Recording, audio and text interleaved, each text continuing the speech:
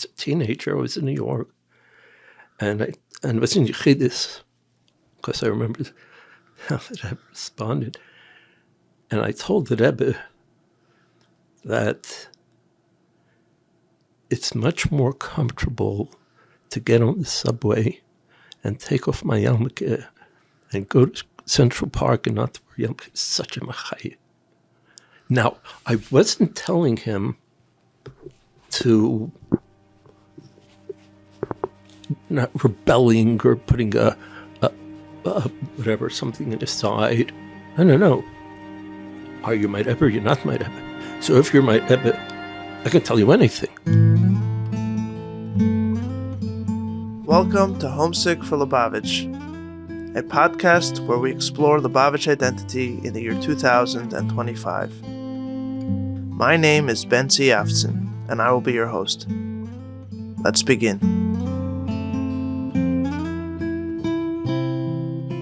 Alrighty, we are here for another episode in Homesick for Lubavitch.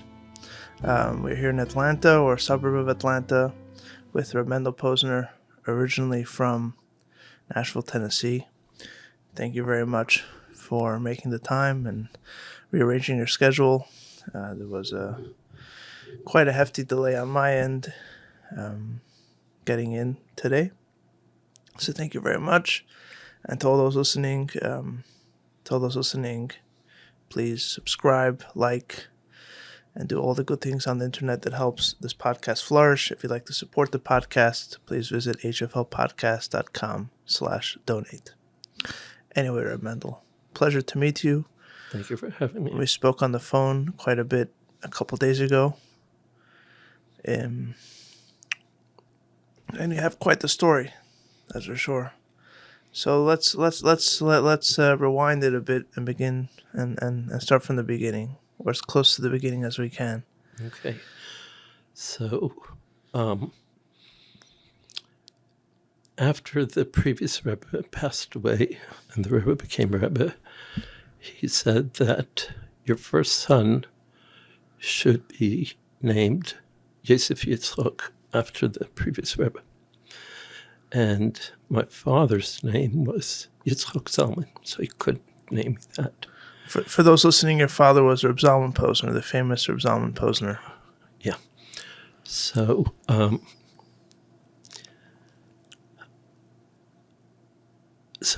what people would do, what a lot of people would do, is they would ask the Rebbe what to do, and he'd usually say, Menachem Mendel. And so, Rabbi Groner told the Rebbe that when you say that, they think you're naming their child after you, and only Sephardim do that. So the Rebbe answered that when they named their child Menachem Mendel, I'm a Sephardi, and then I go back to being Ashkenaz. He said that? Yeah, I don't know if he said Ashkenaz, but he said, yeah, I'm a Sephardi when he names the child, and then I go back. I thought they were naming after Tzemach Tzedek. That's not what was going on? So when I was born, the Rebbe told my father that he should name me after whom I'm named after. He didn't say Menachem Mendel. So after the Tzemach Tzedek? After the Tzemach Tzedek, right. And I'm sure there are others. I don't know any others, but I'm sure there are. You know, like they say that you're never the first in anything, so someone else before you. But that's what it was. That was the first time. The second time that I remember, I was around 6 years old, and my grandfather, who was Rabbi Shlomo Aaron Kazanovsky, sat behind the Rebbe. He was the one with a long white beard. And he sat just to the left of the Rebbe behind him. And so I sat on his lap. And it looked like there were 1,000 people there, although it couldn't have held that many people. And at one point, my grandfather told me to go to the Rebbe and say L'chaim. I knew very little Yiddish at the time. I knew was machst du? How are you? I knew was ist dein Nomen? What is your name? And maybe a few other words, but that was it. And so I went to the Rebbe, and the Rebbe knew my name because he named me. So he said to me, "Wie ruft man dir?"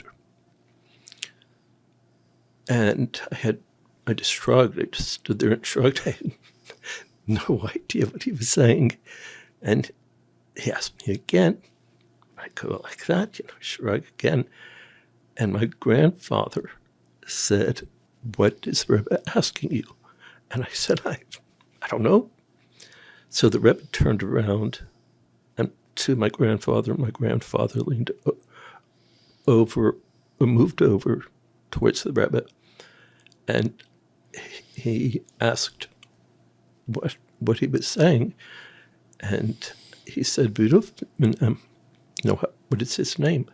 So my grandfather translated it for me, and I said, Menachem Mendel. How's your grandfather's English? Was it good? Yeah, it was very good. I'm sure it was very good. Otherwise, I wouldn't understand him. So yeah, it's very good. He's been in America a while, since early 20s.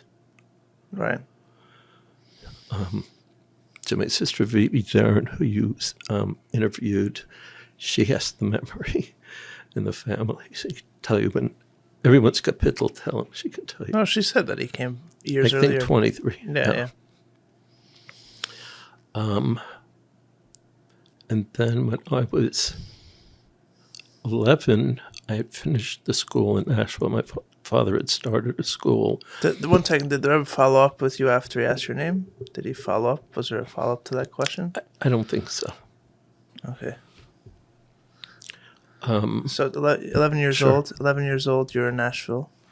Right. So my father had a day school. And in fact, my father asked the Rebbe if it should be a Lubavitch, a day school. And the Rebbe said, no, it should not.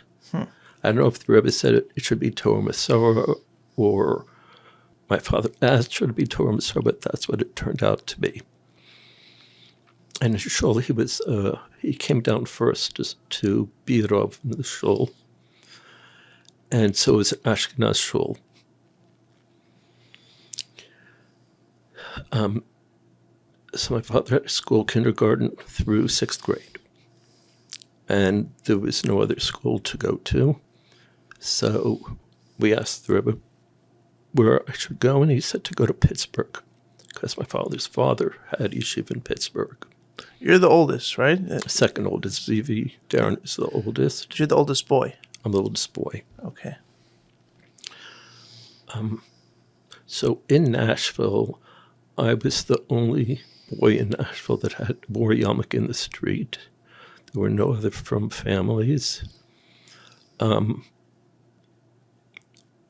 I didn't have those words back then, but I guess you could call it a yarmulke trauma. Because every time we'd walk in the street, like to go to shul on Shabbos or Yontif, they'd be screaming out the windows, not the most pleasant things.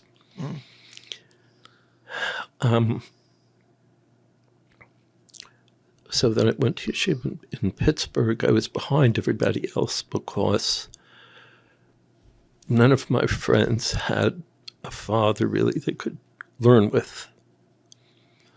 The interesting thing two things, because people ask, what kind of shlichus did you have when you were 6 years old or 5 years old or 10 years old? No other from people. So they gave me a nickname. I was called the Little Rabbi. And adults would come to me with their problems. And I would sit and listen for as long as they talked, and I'd nod, I'd look them in the eye, and your son is so smart. Of course, I didn't understand anything they said. I understand the words, but I couldn't really help them with their problems. And there were probably around 8 couples, maybe 8 to 10 couples, that both the husband and wife or survivors of the concentration camps. And the way my father taught everyone, including us kids, was everything was be'ahava, with love. There was no fear. It wasn't even a word. And I found out when I got a little older and I was in yeshiva, they would use terms. I didn't know the terms, but the behavior, well, that's simple. Everybody does that.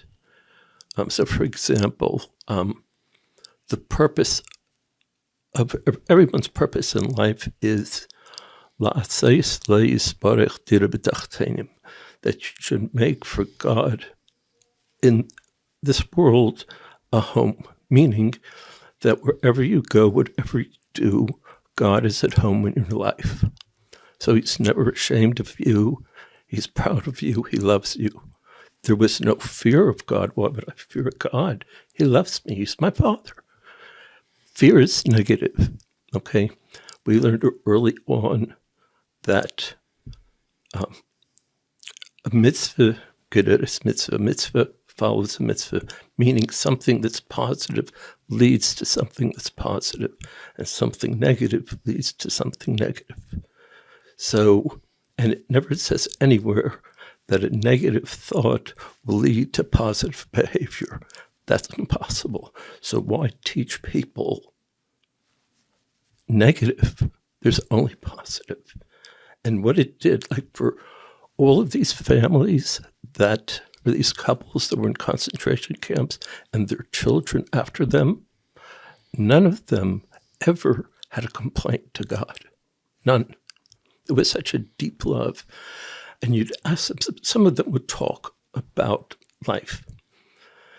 And you'd ask them, why don't you have any complaint? And it was like, God has a plan. I can't tell you what it is. But I have a purpose in life because I'm living. What could be better than that? So it's better, my father taught people, it's better to focus on positive.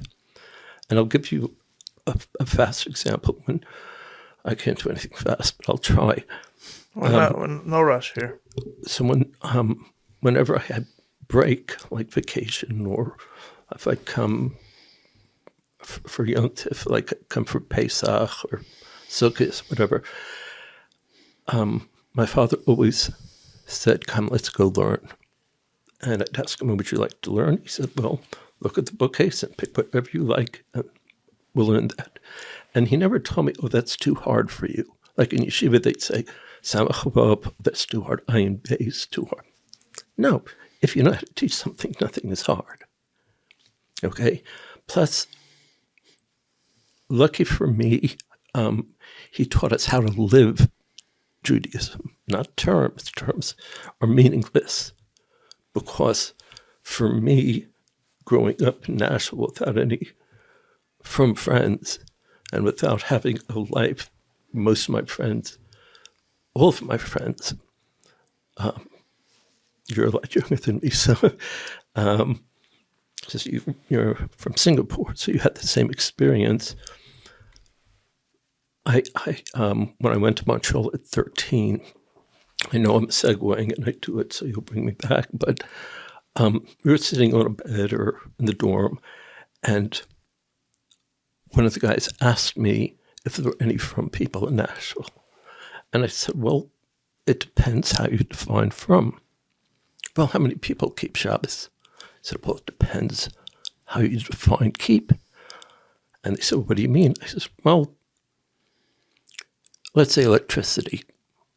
So is there anybody that doesn't put lights on Shabbos? And I said, possibly. Was there anybody that doesn't watch TV on Shabbos? Probably not. Oh, so what about kosher? No, it depends.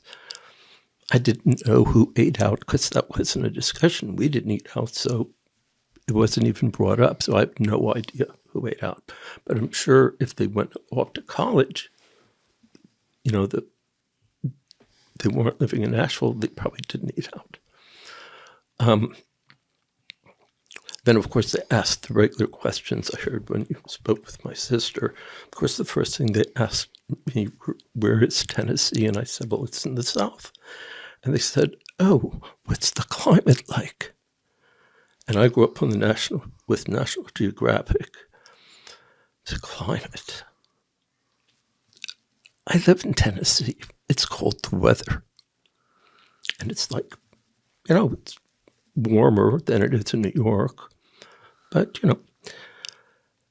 and what language do you speak? And just went on and on. And then at one point, someone asked me, so you're from the South? Do you have slaves? And I was like, we do, but they have their own housing and we don't whip them. They said, oh, so you have a plantation? And I said, yes. How would you know? And then they asked me, what do you grow on the plantation? And I was like, I wasn't ready for this whole conversation. And I said, well, we grow cotton and tobacco. Because I just couldn't think of what it was. I said, well, what's tobacco? I said, oh, in English, they call it tobacco. And then when we finished with the conversation, I said, I'm just joking. They said, it's okay if you own slaves. And I was like, okay, whatever. So it was just so different. Everything was different. Going back to when I was 11, so I was much more behind than everybody. And it was also advanced, just my luck. And so I was there for 2 years, and then I graduated. Pittsburgh? In Pittsburgh. And then I asked my father asked the Rebbe where I should learn, and he said, it's your son's choice. He can either go to New York or go to Montreal. And I thought to myself, well, New York, the kids are so close to the Rebbe, it'll be impossible for me. They're like all very righteous and holy. I mean, they're by the Rebbe. They have to be. And see, I grew up with, and I don't know how to say it in English, we were all ivrig gegeben. So you can say devoted, but it's a lot different than devoted because it was a two-way street, very much a two-way street. And so I said, I'll go to Montreal because it's much farther away than New York, and it's far away from New York. And what I didn't realize was Montreal was like a shtetl in Poland. So my first teacher in Gemara said that he's going to teach in Yiddish because English is a goyische Sprach. And I turned to the person sitting next to me and I asked, what's a Sprach? Because my parents, well, I'll tell you that in a second. So I raised my hand and the teacher said, yes. I said, can I ask you a question? He said, yes. I said, well, you see, my father and mother, they were shluchim from the Frierdiker Rebbe. They were emissaries of the previous Rebbe. And they'd only taught us English. So you're telling me that my parents are like the Goyim, right? Wow. So that was my first, jolt. And then Friday night, I went to the minyan for the guys, for the students. And I was very proud of myself because I had a suit. For my bar mitzvah, I got a suit and a black hat. And so I was walking in like I was a little prince. And everybody, the teachers, the older students, the younger students, how can you wear that? I said, wear what? The suit? I said, it's just a suit. And they said, yeah, it's blue, and the Goyim wore blue. I said, did I ever tell you about my father? He wore a blue suit, so you're telling me, again, my father's a Goy. I was like, this place is crazy. And so the first Farbrengen, someone gives me a small cup of liquor. I had never had liquor in my life. So I said, well, I don't drink liquor. And he said, well, you have to. And I said, no, I don't. I don't have to. He said, well, all chassidim drink mashke. I said, it was actually my father's first cousin. I said, did you know my father? Did you ever meet him? He's a shliach in Tennessee, Friedrich Rebbe. He doesn't drink mashke. Once a year he does. Once a year he makes kiddush on mashke. And I think... On Simchas Torah. On Simchas Torah, yeah. Right. And I said probably because I don't think he has ever been by the Rebbe for Yontif. Maybe once when my grandfather had a heart attack he may have gone, but I was my father's, I guess me and my sister were my father's emissaries for him, his messengers. And he could ask, what's it like for the Rebbe to cry? When the Rebbe would, he would have all the messages on his, what's it called? On his bima. On his bima. And he covered everything with his tallis. And he'd cry. It's hard to say it without getting emotional. Just so many things. Your father would ask you what that was like. Everything. You would go for Tishrei, and then your father would ask you how it was. Everything. So the Rebbe would dance for Hakofis. He would dance with his brother-in-law, the Rashak. Right. He had a small sefer Torah. Right. And so I purposely wasn't the first person next to the table because it's too sharp. So I'd be the second person, so I could lean over the first person and I could reach the Rebbe's sefer Torah to kiss his sefer Torah. At what age is this? So that was at 16. Okay. A teenage boy. I'm sorry. When I was in Yeshiva in Montreal, we used to take a bus down. One of the guys would rent the bus, and we would take the bus down to Crown Heights. Uh-huh. So it started at 13 or 14. Bar mitzvah boy. Right. And then you'd go home at some other point in the year, and your father would ask you. Yeah. Or I'd call. Right. Now, that was the first time, when I was 13, was the first time that I had ever heard anything to do with being afraid of God. Yira. Homesick for Lubavitch is brought to you by Yuvla Media, a boutique video production company servicing the Chabad and Jewish community.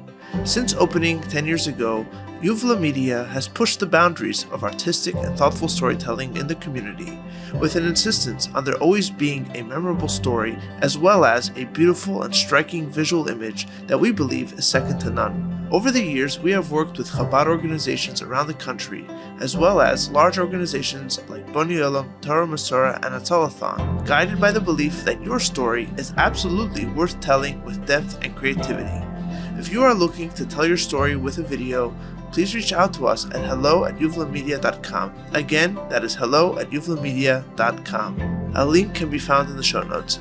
And now, back to the podcast. Okay, one second. No, Sure. We'll put a pin in that.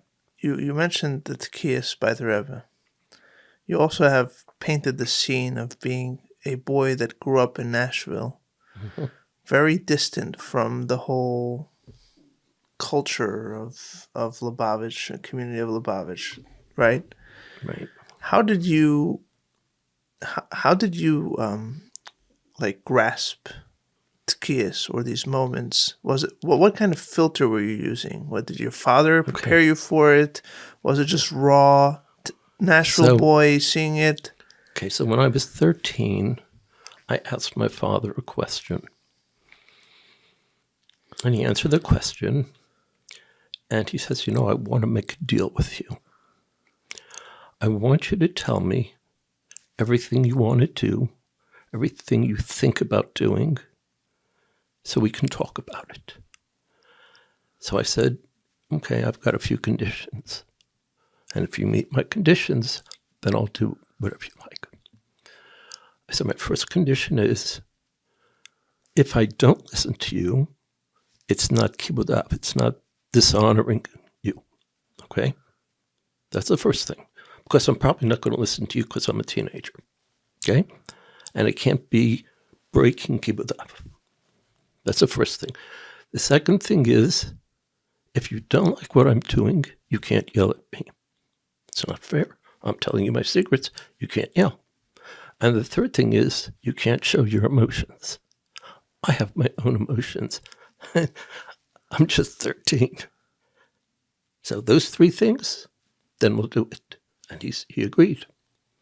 And my whole life, everything I did when I left Yiddishkeit, never yelled his voice.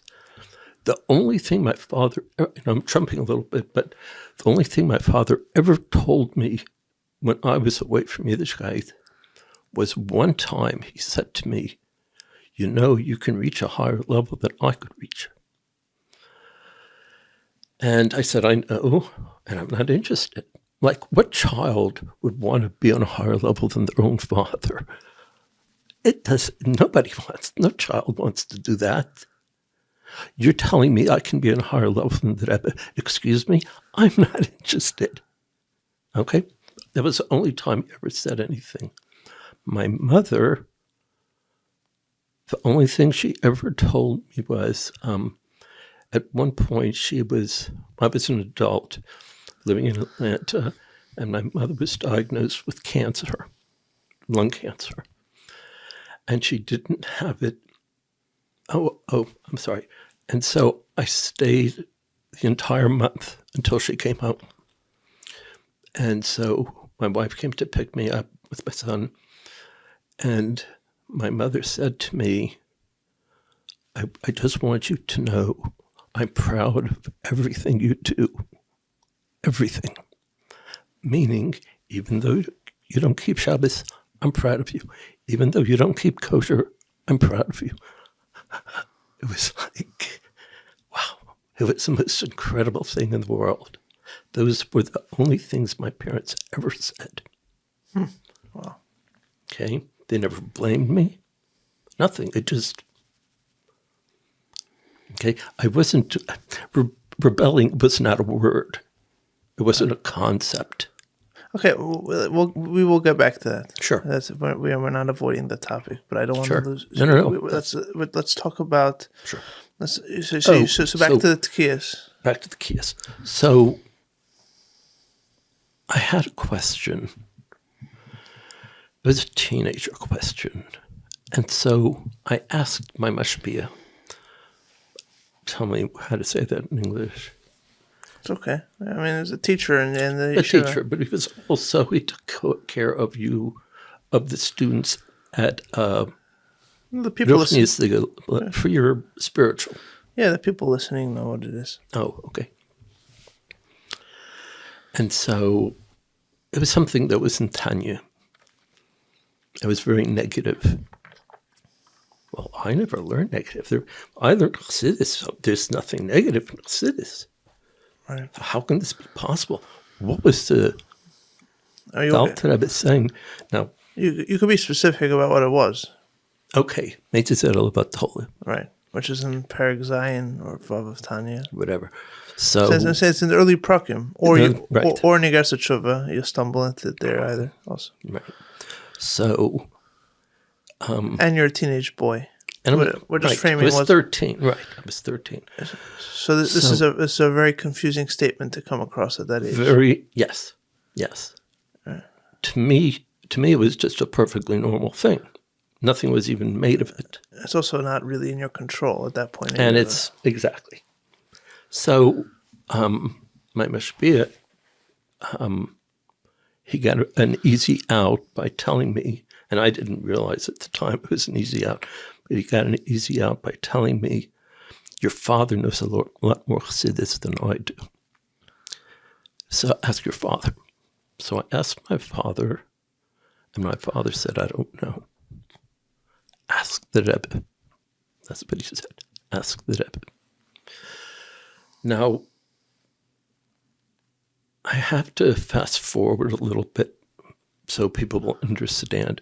When I went to yeshiva, when I was 16, I went to Ocean Parkway.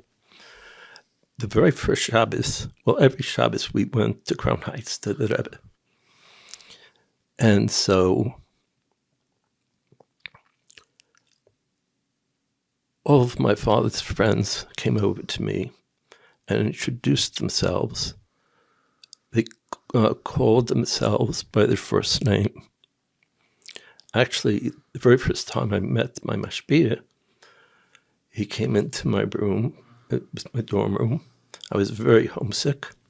This is in Montreal. Montreal. I'm sorry. It was Yes. Montreal.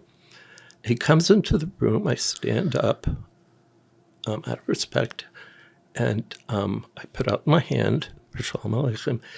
He gives me my hand. I say, "It's good to meet you." Actually, I can tell you his name because it's a very interesting story, actually. It was Itchmer Gerari. So I said to him, "It's good to meet you, Rabbi Gerari." And he said to me, "My name is Itchmer. Call me Itchmer." Now, he knew what he was doing. When an adult tells a child, "Call me by my first name," then all the walls are down and we can fight. You can't get away with anything. You can't anyway because I'm my father's son, and he taught us to ask questions. Right. So it was very interesting. He actually didn't want to be the mashpia. He told the Rebbe he was in his 20s. He said, "I can't do it." And the Rebbe said, "You learn. You need to do it." So getting back to 770, the first couple of weeks, they'd introduce themselves, and it was one-on-one. And I would ask each one, "Tell me your favorite story of when my father was a bacher." So he was a bacher. He was first he went to New York. First he went to, what's it called? The Litvish Yeshiva. Tervadas? Tervadas. Tervadas. There were Lubavitch there also, Right. but that was the only place you could go. Right. So went first Tervadas and then Bedford and Dean and then 770. I think that's what it was. So when my father said, "Bacher, what's your favorite story?" And everyone told me the same story. That in the Zal in 770 upstairs, my father would talk to it was Ramash at the time. Right. He would talk chossid with the Ramash for 3 hours. They would stand and they would talk. See, your father was a bacher. The Ramash, this was in times of the Fidik Rebbe, so Right, the Ramash in the 40s. Ramash is the son-in-law, who for most people is very off. I'm sorry. So he was a son-in-law of the previous Rebbe. Right. But he has this position, and so for that reason, he's very distant to most, or removed from most people. He's not as approachable as a regular person in shul. Okay, right? I assume so. Yeah. But no, I'm just trying to paint the picture. Right. I don't think it wasn't common for people to spend hours talking to the Ramash in the Zal. My understanding, yeah. Yeah. I don't remember. No, it seems like he was very kind to many people at the time, and very especially to boys that were. I heard from Rebbe Lukrinsky. I once interviewed him, and he spoke about how the Ramash at the time was makar of him as a young boy who was learning in Bedford and Dean. Especially, they had a history with the Rebbe had a history. The Ramash had a history with his parents, with the Krinskys. Right. I think something to do with printing Svarim. I don't remember. So he was makar of him. So it seems like there was he would be makar of these bachrim, but it's also important to remember that he had a very exalted position. He was chassid b'Tenessee. So it wasn't exactly common for someone to sit and talk to him for 3 hours. Yeah, right. Yeah. Now, go back to Pittsburgh for a minute. Just 1 second. So that story, when people told you that story, what did that do for you? Excuse me. I was much closer to the Rebbe. I see. He was A personal connection. well, yeah, personal connection. And in a minute I'll tell you how it really became a very personal connection. So my father's father... One second. You asked me to draw you back to the stories. So you had written to the Rebbe. But I have to... No, you want to say this? You want to say this point? Okay. This one point, and so it'll bring it more Okay. into... So he was known to not use concepts like... Who is this? My father's father. Your father's father. Reb Zalman Posner. Right. So, like Dira B'Tachtein or Kabbalah Zayel, he never said those words. He lived the words. Interesting. So when I was in Montreal, I think I was in Montreal, it was the first time I heard the phrase Dira B'Tachtein. I had no idea what it was. And then when the teacher explained what it was, so all the guys started saying, oh, that's too hard to do. You have to be like a Bainani to do something like that. And I'm thinking to myself, I've always done that. That's how... I have a friend here in Atlanta. Both of his parents, my parents were Makarov. And so he's has, I know, had 10 children. Almost all of them are married. And he tells everybody, especially if I'm there, but even if I'm not there, he says, if it wasn't for Mendel Posner's parents, or Mendel Posner's father, I wouldn't be talking to you. I'd be married to, if I was married, I'd be married probably to a non-Jewish girl. So, and he would tell all his kids, so be really nice to Mendy. Mendy's my nickname. So he taught you how to live it. Because concepts is theory. Every concept is a theory, and it's different for every person. Right. So I come to Montreal, and there's only one person in the yeshiva that really got me, and that was Rabbi Greenglass. And so I may have been maybe 2 weeks in Montreal, and Rabbi Greenglass comes over to me, and of course speaking in English, so I can't tell you exactly how his English was, but it was good enough for me to understand. And he says, you know, your father is so far away from you. I want to be your father. Here in Montreal. In Montreal. You know, it's different for you over here. I want you to tell me everything that you tell your father. I want you to tell me. I said, everything? He said, yeah, everything. I said, well, I have 2 problems with Montreal. I mean, maybe a few more problems, but two problems that bother me every day. You can't read anything English except for school. You can't read a newspaper. You can't read a Newsweek magazine. You can't read the New York Times or a novel or whatever I'm reading. And the other thing is, you can't talk to girls. How crazy is that? They say, well, you can't even look at girls because if you look at a girl, you might talk to her. And if you talk to her, you're going to hold her hand. And if you hold her hand, you're going to, see, that's what the Baptist said. And if you hold her hand, you're going to dance with her. And if you dance with her, well, you know what you're going to do. And I would be like, are you out of your mind? My best friend, her name is Rita. I've known her my entire life. And I will continue talking to her the rest of my life. There's absolutely nothing wrong. My father doesn't think it's something wrong. So they never bothered me about that again. Although they did confiscate all the letters she sent me, which was so stupid. The writing, he would give me a hard time about, reading, he'd give me a hard time about reading. And so, you know, I'd never done this before, but I thought, why not? See how strong he is in his argument.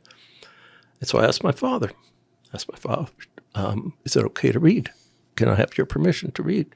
He said, read all you like. I said, the problem is, Itchemeyer won't let me. He said, just tell him that I said it's okay and kibutav. That's all you need to Well, I was a kid in a candy store. I was the happiest kid in the world because now I beat him. Checkmate. And so the next time he said something to me, I said, Itchamer, I've got a problem. And I really don't know what to do.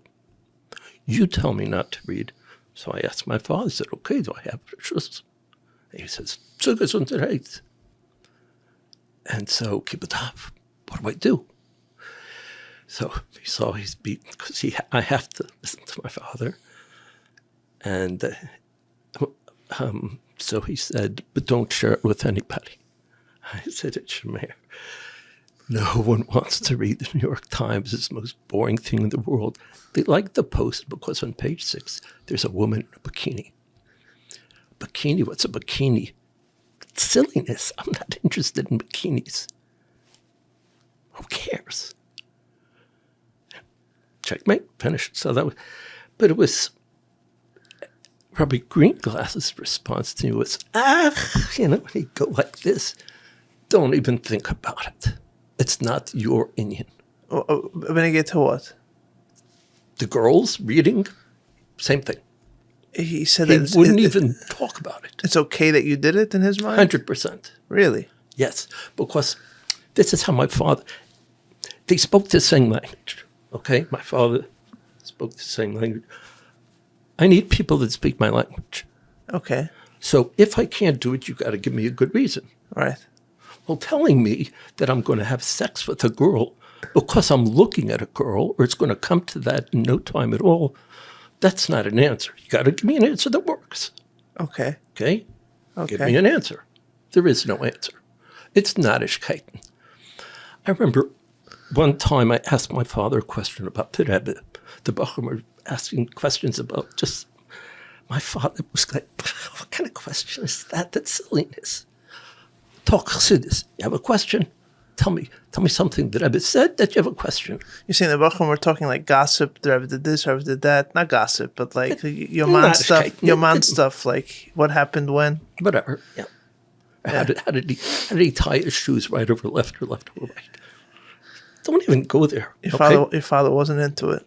Spring is here, which means that in 2 months, many communities will be looking for a way to mark Gimel Tammuz, the Rebbe's yard site. If you're looking for an event that is memorable, meaningful, and affordable, let me recommend This World is a Garden, a film and live concert production created by us here at Yuvla Media, inspired by Bosi Lgani, the first mimer the Rebbe said. If you're a regular here at HFL, you know that Bosi Lgani is something that we think about and talk about a lot. And in this production, we use the power of cinematic filmmaking and a live concert by a string quartet to bring the beauty of Bosi Lgani to your community and your audience in a way that they've never seen, heard, or experienced it before. The production has already been hosted by Chabad houses around the country and has drawn wonderful reviews. Our package comes with everything that you need to put in the production: the film's original arrangements for string quartet, publicity materials, everything besides the string quartet, which we recommend that you hire locally to save on travel costs. To find out more about this production, please visit thisworldisagarden.com. Again, thisworldisagarden.com. And now, back to the show. At some point you wrote a letter to the Rebbe about your challenge understanding Tanya talking about... No, I didn't write a letter. So you didn't write a letter? No, so I called my father. Your father asked you told you to ask the Rebbe, yeah. No, so I would... And this started as a regular thing when I was 14, at least until I went to New York. And then I had someone else take care of it. But I called my father and said, can you ask, because he told me to ask the Rebbe, so I said, so can you ask the Rebbe this?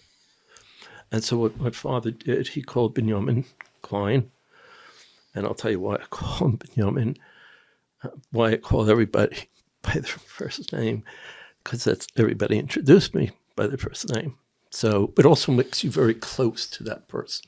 Mm-hmm. A rabbi, that's distant. Right. So so he would call Binyamin in the morning. Binyamin would go to the Rebbe's office, knock on the door. The Rebbe would, whatever, he buzzed him in or whatever the Rebbe did.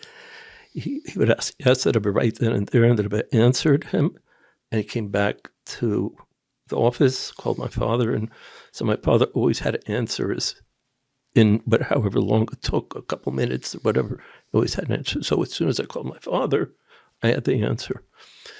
And the Rebbe, I guess what excited me the most was that Rebbe speaks my language.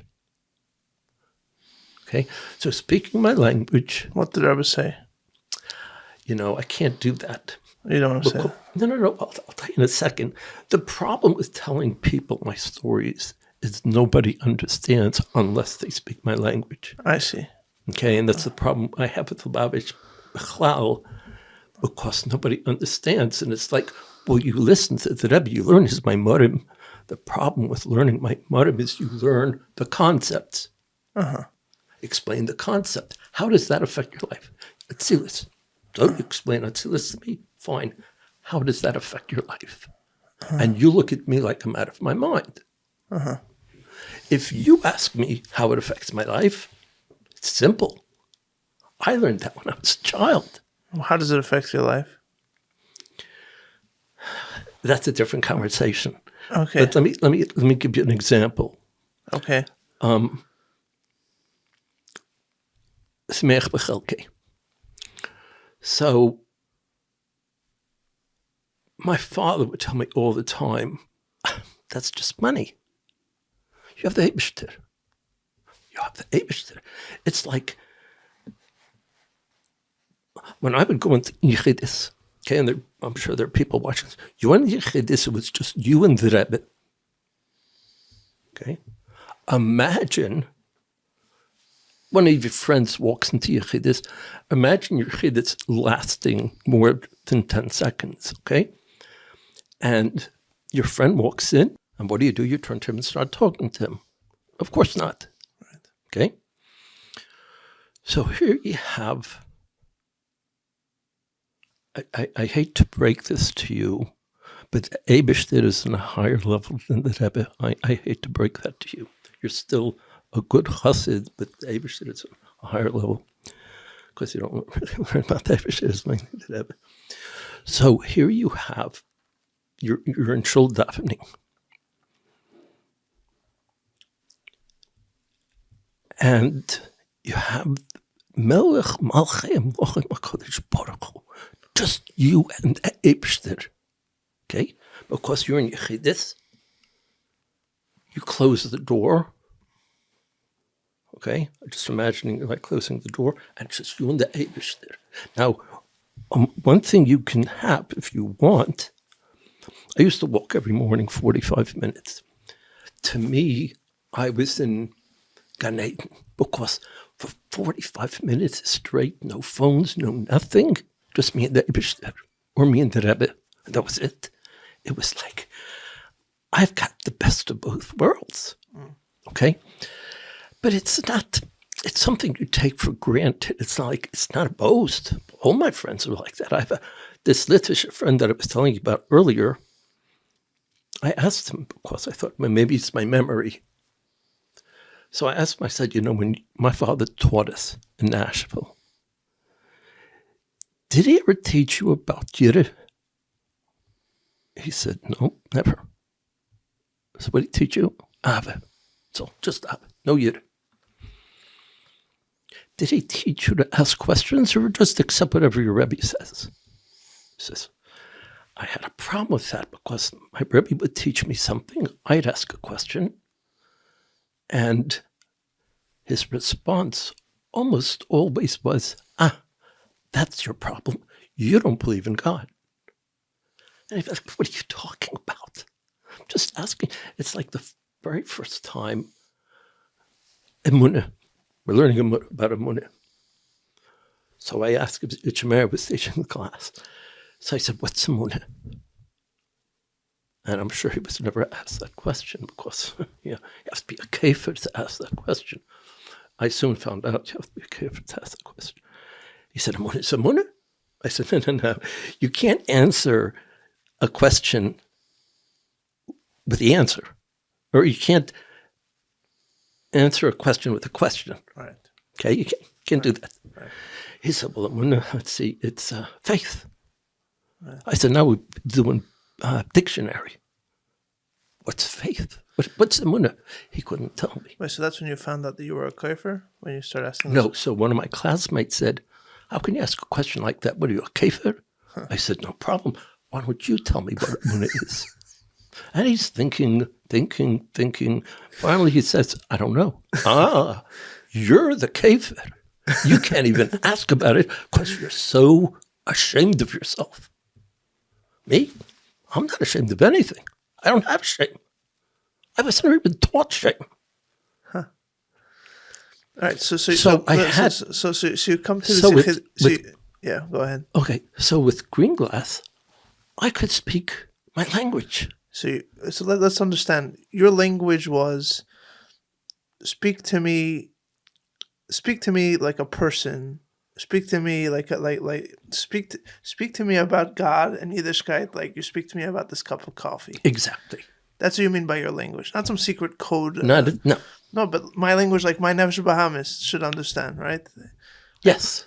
It's like the famous thing that the chossid that used to say in middle of davening, in middle of Shema, he would touch up Shema in Yiddish, which is like it's a hefsek. You know what I mean? He would say it's from my Nefesh Bahamis. Right. So that's what you're saying. Yeah. So take it back. So when the Rebbe answered you about your Shaila and Tanya, okay. So what the Rebbe said to me was that it's only, how do you say positive? It's only simcha and ave. Everything else, it's not for you. It's not even negaya. Don't get bogged down. Exactly. Not only bogged down. It's not the same thing. I asked the Rebbe all my questions about reading, about girls. The Rebbe would say to me, "Darf sitzen lernen Teire." Every time, "Darf sitzen lernen Teire."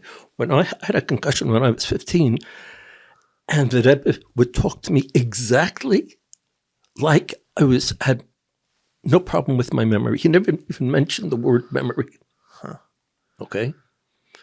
Okay, so I want to get back to still the moment of Tekiyas that you came, because we're circling around. There's so much to talk about, but I want to me that I feel like that's going to be an important point. So you're painting this picture so far just to organize a little bit. That was my world. Yes, but what I'm trying to hone in on is that on one hand it's a very interesting landscape that you're painting here. On one hand, you have this very robust interior world or private world, which is a world that of language and thinking that you got from your father in Nashville.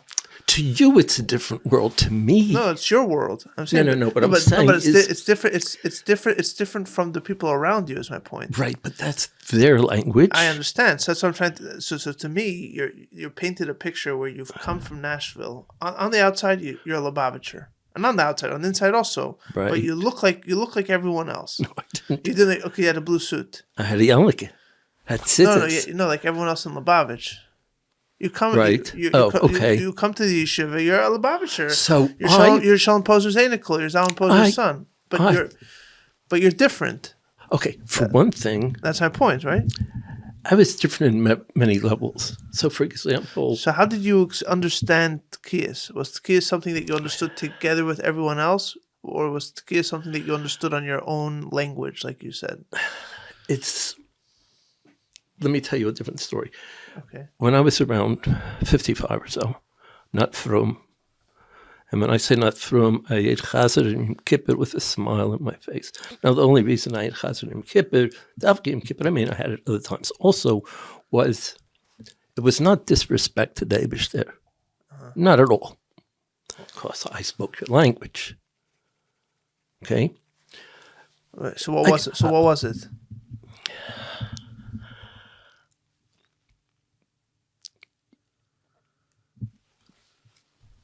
You have a child, right? And your child is such a good kid. And v'amol, they'll do something they shouldn't do. And you have a choice, okay? You can love your child unconditionally or give him a frask. I'll give you an example. So people, when I was in Nashville, and my father wanted to learn, so I'd learn with him. And then if someone came to see him, I'd leave his office, and they would talk, and as soon as they finished, he'd come and get me, right? So I'd sit and learn or read whatever I did in the small shul, where they davened, during the week. And this guy comes over to me. I have no idea who he is, because everybody knew me because I'm the rabbi's son, so they knew me. This older guy never came to shul, and he says, "I love your daddy. And you must be wondering why I love your daddy so much. I don't keep kosher, and I don't put on the tefillin. I don't keep Shabbos." He's going to all the things he doesn't do. And so you must be wondering why I love your daddy so much. And I let him do all the talking, and he said, "Your daddy teaches me everything, so I know better. So I'll drive to shul on Shabbos morning, and I'll walk into the chapel. That's what they call the small shul. I'll walk into the chapel, and your daddy be sitting there at the table teaching Torah. And all the men and women sitting around the table. And he'll look up and smile, and he'll say, 'Mr. So-and-so, would you like to join us and learn some Torah?' He never says to me, 'Now you know better than to be driving to shul.' So your daddy loves me unconditionally no matter what I do, even if I do things I shouldn't do." Okay? So that's one thing. Another thing is, and just let me, Okay, yeah, I'll get, go ahead. so this guy calls me. Which guy? It was him as Gershon Gross. He was my elder bacher when I was in Montreal. So he'd call me via mail. I guess he's trying. So this is when you were 55. I was around 55. So he calls me. I'm at our store. We had a bridal store. If I could just ask you not to leave the. I'll leave it. Yeah, because we hear it on the microphone. It's my friend. So. Yeah, no, it's just they're very sensitive. Oh, okay. So are my friends. So Gershon. So he calls me up. He asks me, "So how you doing?" And I said, "No complaints. Things are good." And he said, "How's business?" I said, "What business? Take that kaporis. It's not doing well at all." He said, "You just told me you're doing good." I said, "Well, you asked me 2 questions. You asked me how I was doing. No complaints. You asked me how the business is. It's not doing too well." So he says to me, "You're Simech Bechelke?" And I kind of shrugged and I said, "I'm not Simech Bechelke, but I'm happy with what I got." He said, "Well, aren't they the same thing?" I said, no. Simech Bechelke is like Reb Zalman Posner, that's Simech Bechelke. Beinani is Simech Bechelke. It's a high level. Me, I'm a portrait idiot. It's nothing fancy, but I'm happy with what I got. Now, I've been happy with what I got my whole life. I didn't need anything fancy. I have this house. I would be fine without the house. My wife wanted a nice house, but she grew up with better stuff. So true. Let's be honest. We're on a plantation here. We're on a plantation. That's right. So, yeah, we're just joking. I mean, when I met her, we're not actually joking, but he just says that. No, we're not. We're not. Not a working plantation. The horses are in the backyard. No, it's people still don't get the sense of irony 50 years later. So he says to me, "You're the first person in our generation in my entire life that's Simech Bechelke." I said, "That's impossible. The only reason they don't tell you Simech Bechelke is either they think that they're boasting, okay, right, or they don't. It's mainly because they're boasting. They're boasting. They don't want to, because you don't talk about yourself, but everybody's Simech Bechelke." He says, "No, I'm serious." So I called my sister again, and the one in Brazil. She knows a lot of chossidis, and so I have really deep conversations. And she says, "Yeah, most people aren't." I said, I couldn't imagine it. So what I'm thinking that's my father would come home to shul from shul, and then he'd daven. Right. We'd be eating lunch, and he'd daven. My most favorite niggin I ever had in my entire life was my father would walk back and forth, and he'd sing the whole davening. That was my favorite niggin. I grew up really with a very ruchnistic outlook.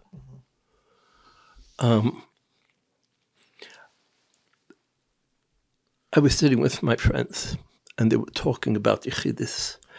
And this guy says he was in Yechidus for 10 seconds. This guy, 15 seconds.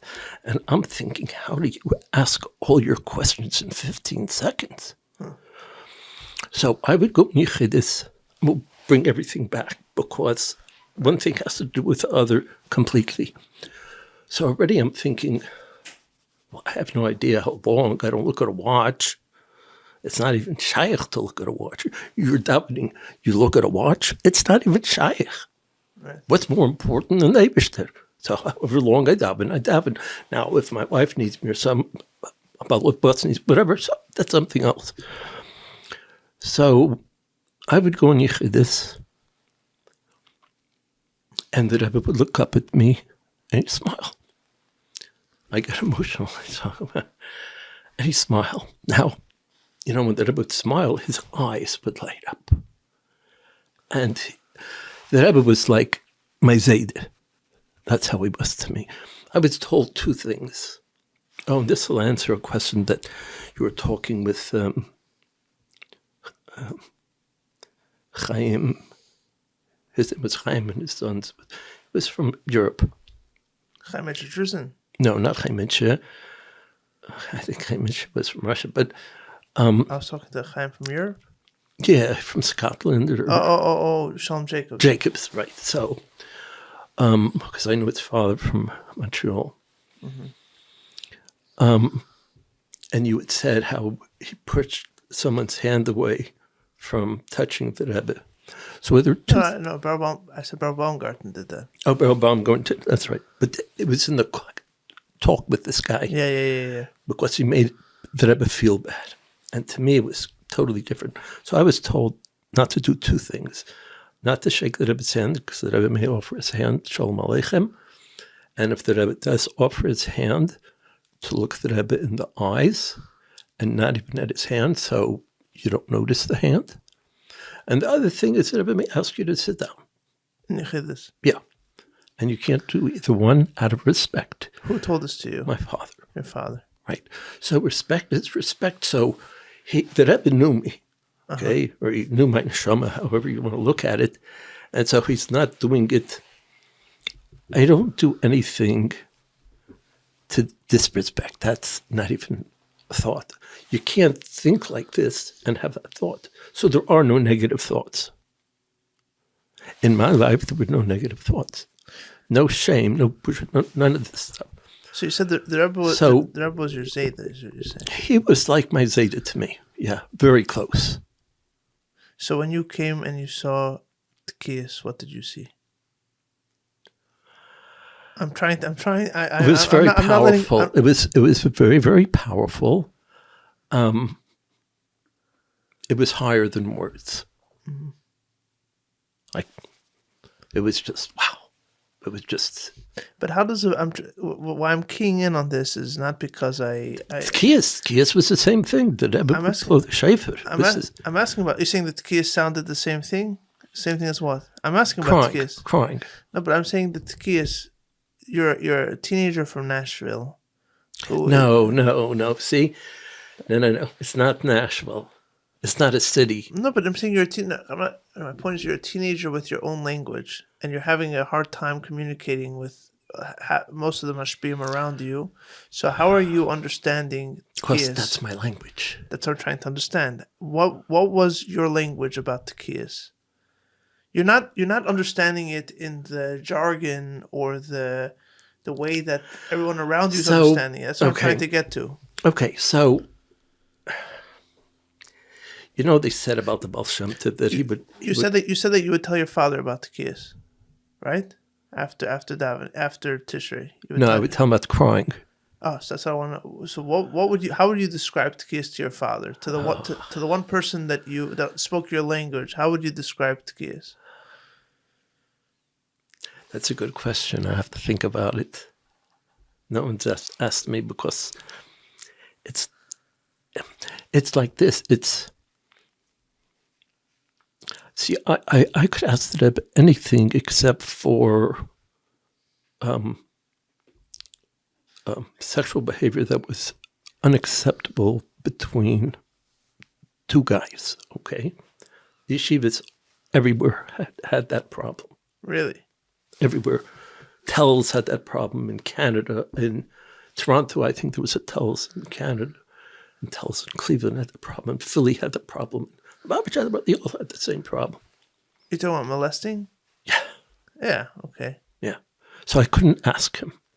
Years later, when I was speaking with both my parents, I think it was after I left. So my mother said to me, because my father always said, don't speak to your mother about it, she wouldn't understand. So my mother said, I would have understood better than you would understand. That's what I told my father. I wish you would have told me, because I would have told you to ask the Rebbe. That's how close I was with the Rebbe. I could ask him anything. So why did you feel that was off limits? Your father told you not to speak to the Rebbe about this? Yeah. Why? Did he give a reason? Because it would give the Rebbe Agnes Nefesh. That someone had bothered you? Or someone had touched you inappropriately? Talking about this. So your father told you, it's terrible what happened to you, but don't bring it to the Rebbe. This is the one thing that's off limits to the Rebbe. Anything that would give him Agnes Nefesh. There was something else when okay, so let me jump a little bit here. Sorry to break up. You're concerned about there was Agmas Nefesh and disrespect to the Rebbe, and I accept that wholeheartedly. I'm not asking questions on that sentiment or doubting that sentiment. How do you feel about that in the subsequent years when you're not frum? Were you not concerned that that's going to cause Rebbe Agmas Nefesh? Okay. No. Okay, why not? No, not at all. Why not? Oh, so many reasons why.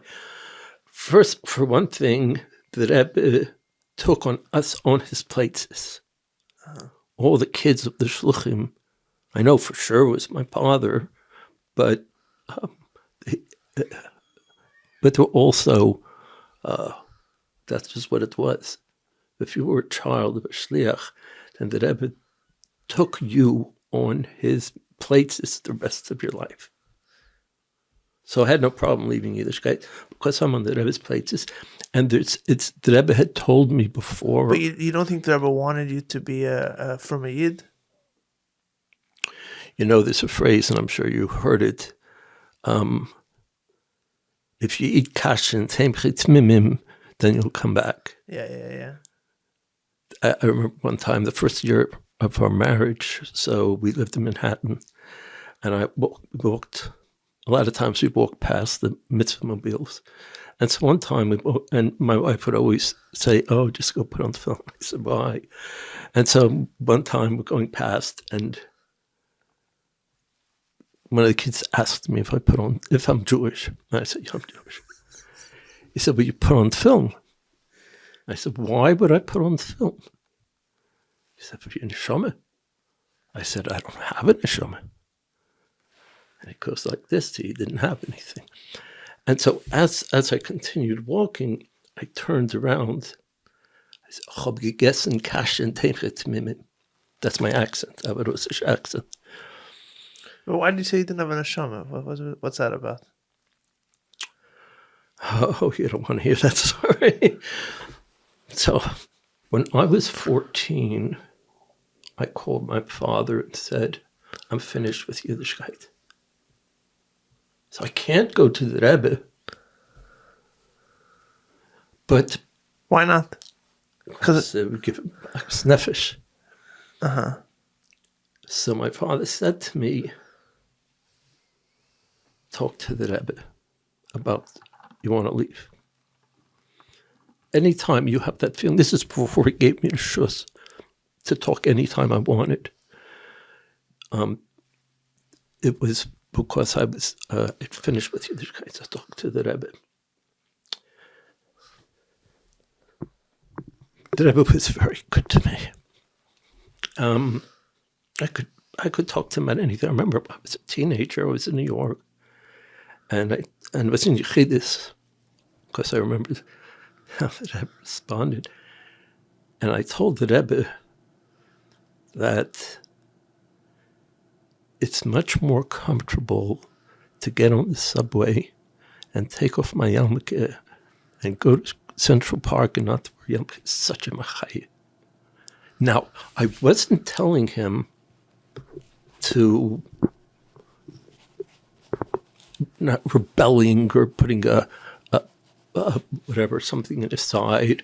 No. Are you my Rebbe or you're not my Rebbe? So if you're my Rebbe, I can tell you anything. And you don't, Mendel, da-da-da-da-da. You don't play the games. So if you don't play the games, then I can talk to you. The Rebbe never played any kind of games with me. I don't remember too many times that I was saying, see, he knew that I learned. So what did Rebbe tell you when you said that?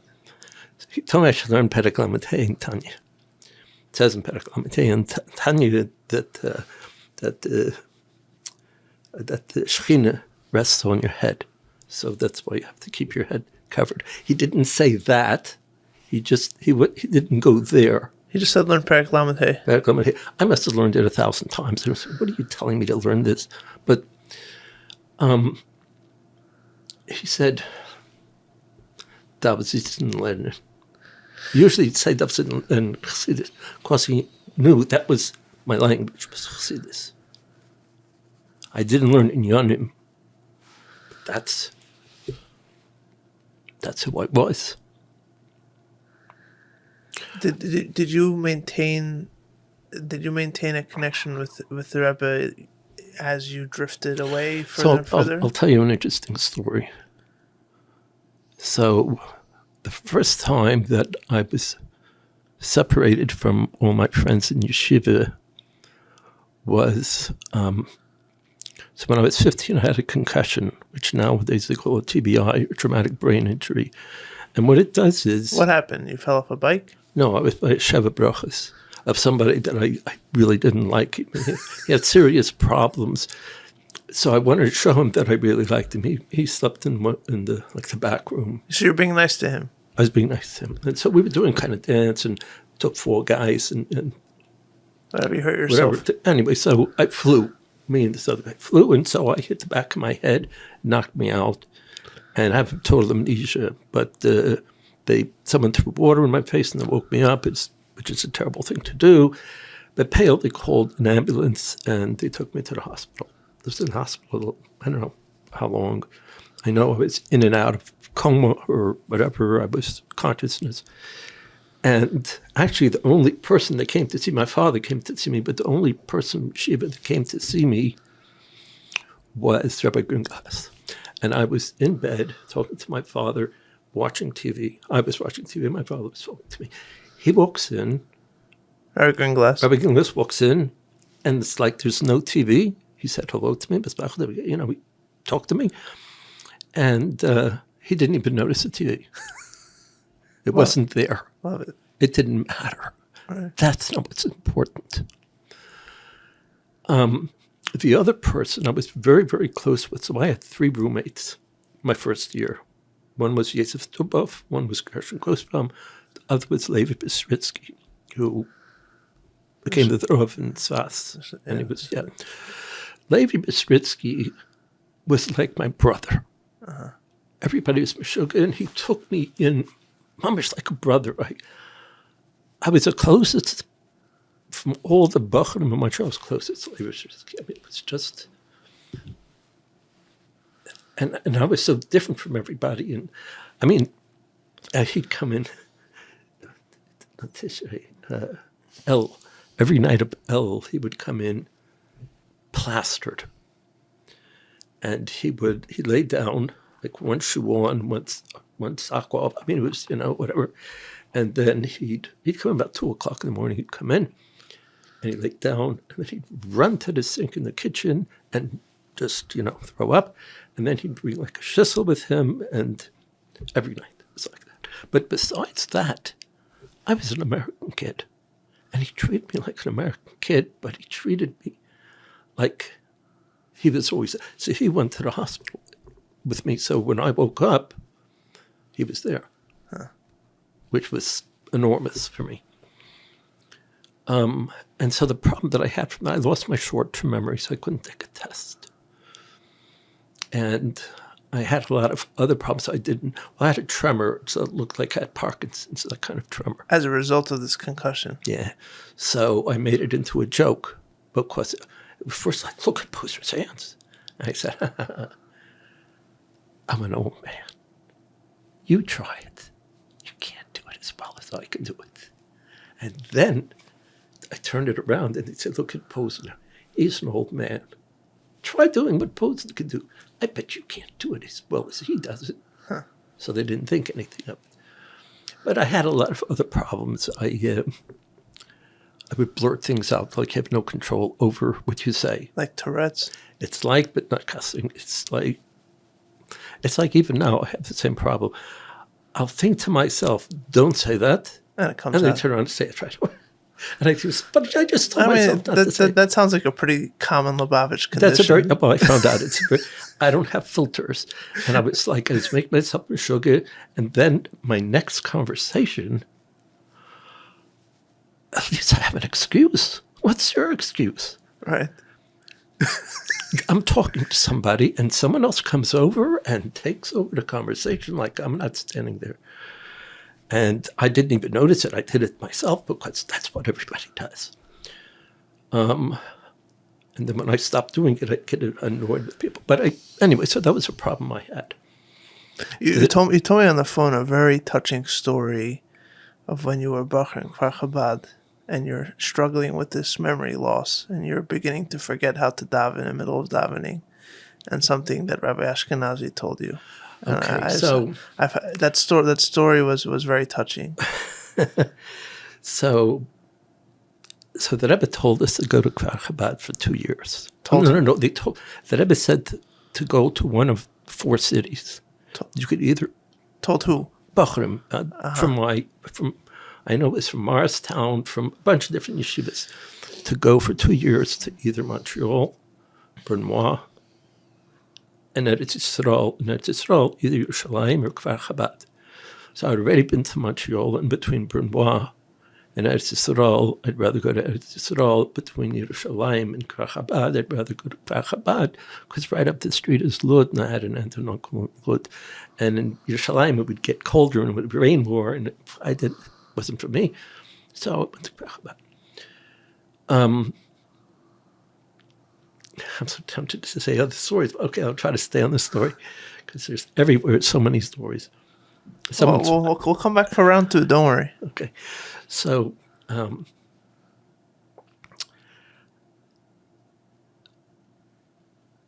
actually I was made it, I can't, excuse me, everybody, it's very hard to, okay, so I had 4 grand mal seizures, no warning. Well, actually the first time what happened was after my concussion, when I would write, I would have, it's called a hand jerk. So you're writing and your hand goes like that. And someone would do that. I would pause till my hand was, no one told me to do, but I would just pause for a while. And then when my hand felt better, I'd go back to writing. And I was at my aunt and uncle's house in Lud. I was writing a letter to my parents. And I get this hand jerk. And I think to myself, it's been going on for years. Why don't you just write again? So I wrote again.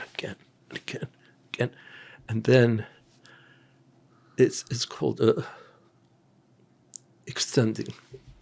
So my right elbow extended, then my left elbow extended, then my knees extended, so it shot me up. And then my neck extended, so I'm like this.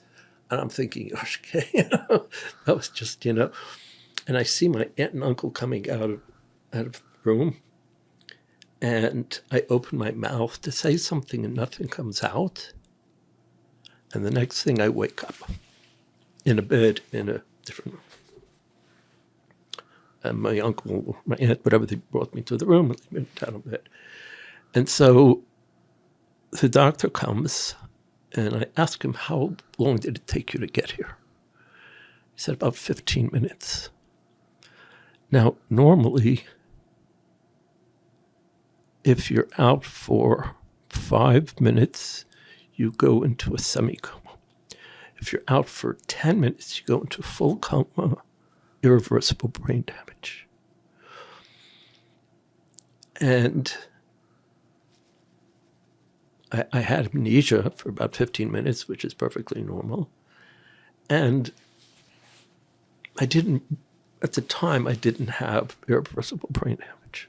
It came out later. And the Rebbe helped a lot with it. What does that mean? Your parents wrote in for a bracha? No, actually, that's another whole story. I'll tell you. I'll tell you that story afterwards. Shell it for a minute, okay. Yeah. So, so one day, I don't remember when it was. It was within a year of. So, I came to Kfar Chabad. It was Tishrei Tevis. So it's Tevis, Lamed, Hey. Yeah, Lamed Hey. So you had already told the Rebbe you're out, but you're still in the system? No, I was in Kfar Chabad. No, but hadn't you told the Rebbe you're out of Yiddishkeit, you're done with Yiddishkeit? I told him that many times as a teenager. But you were still in the system. I was still from. But in your mind, you were out. You were checked out. No, I wasn't checked out. So what were you saying that you were done? Well, I made deals. With who? With my father and the Rebbe. My father and the Rebbe kind of played good guy, bad guy. Good guy, bad guy? Wasn't really good guy, bad guy, but I know everything that my father told me he would tell the Rebbe, so we're all on the same page. So it actually came from my father's mouth. But my father would say to me, give me 2 more years. Just 2 more years. Uh-huh. Give you 2 years. They hoped that you would turn around eventually.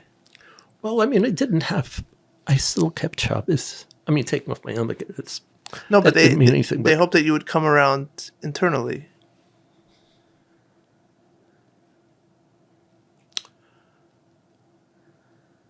Hope is not a word. Uh-huh. Uh-huh. See, everything is betochen. Either you have it or you don't. Uh-huh. Okay? So it's going to happen. So they trusted you to turn around. That's what you No, wanted. they knew I was going to turn around. Uh-huh. The Rebbe knew I was going to turn around with my father. It's kind of interesting because when I became from... So I have to finish the story. Let me finish the story. Don't ask me.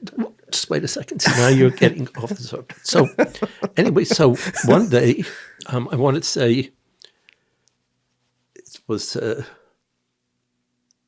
weren't a lot of people around. I was in Zal, and I wanted to say Tishme Bizman. In Kfar Chabad.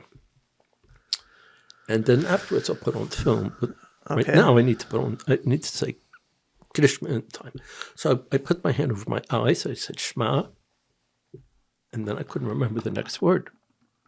Why can't I remember the next word? Just don't even think to say the next word. So I don't think and nothing comes out. Oh, there's a siddur right here. I can open the siddur. I'll look in the siddur. Makes sense? Open the siddur.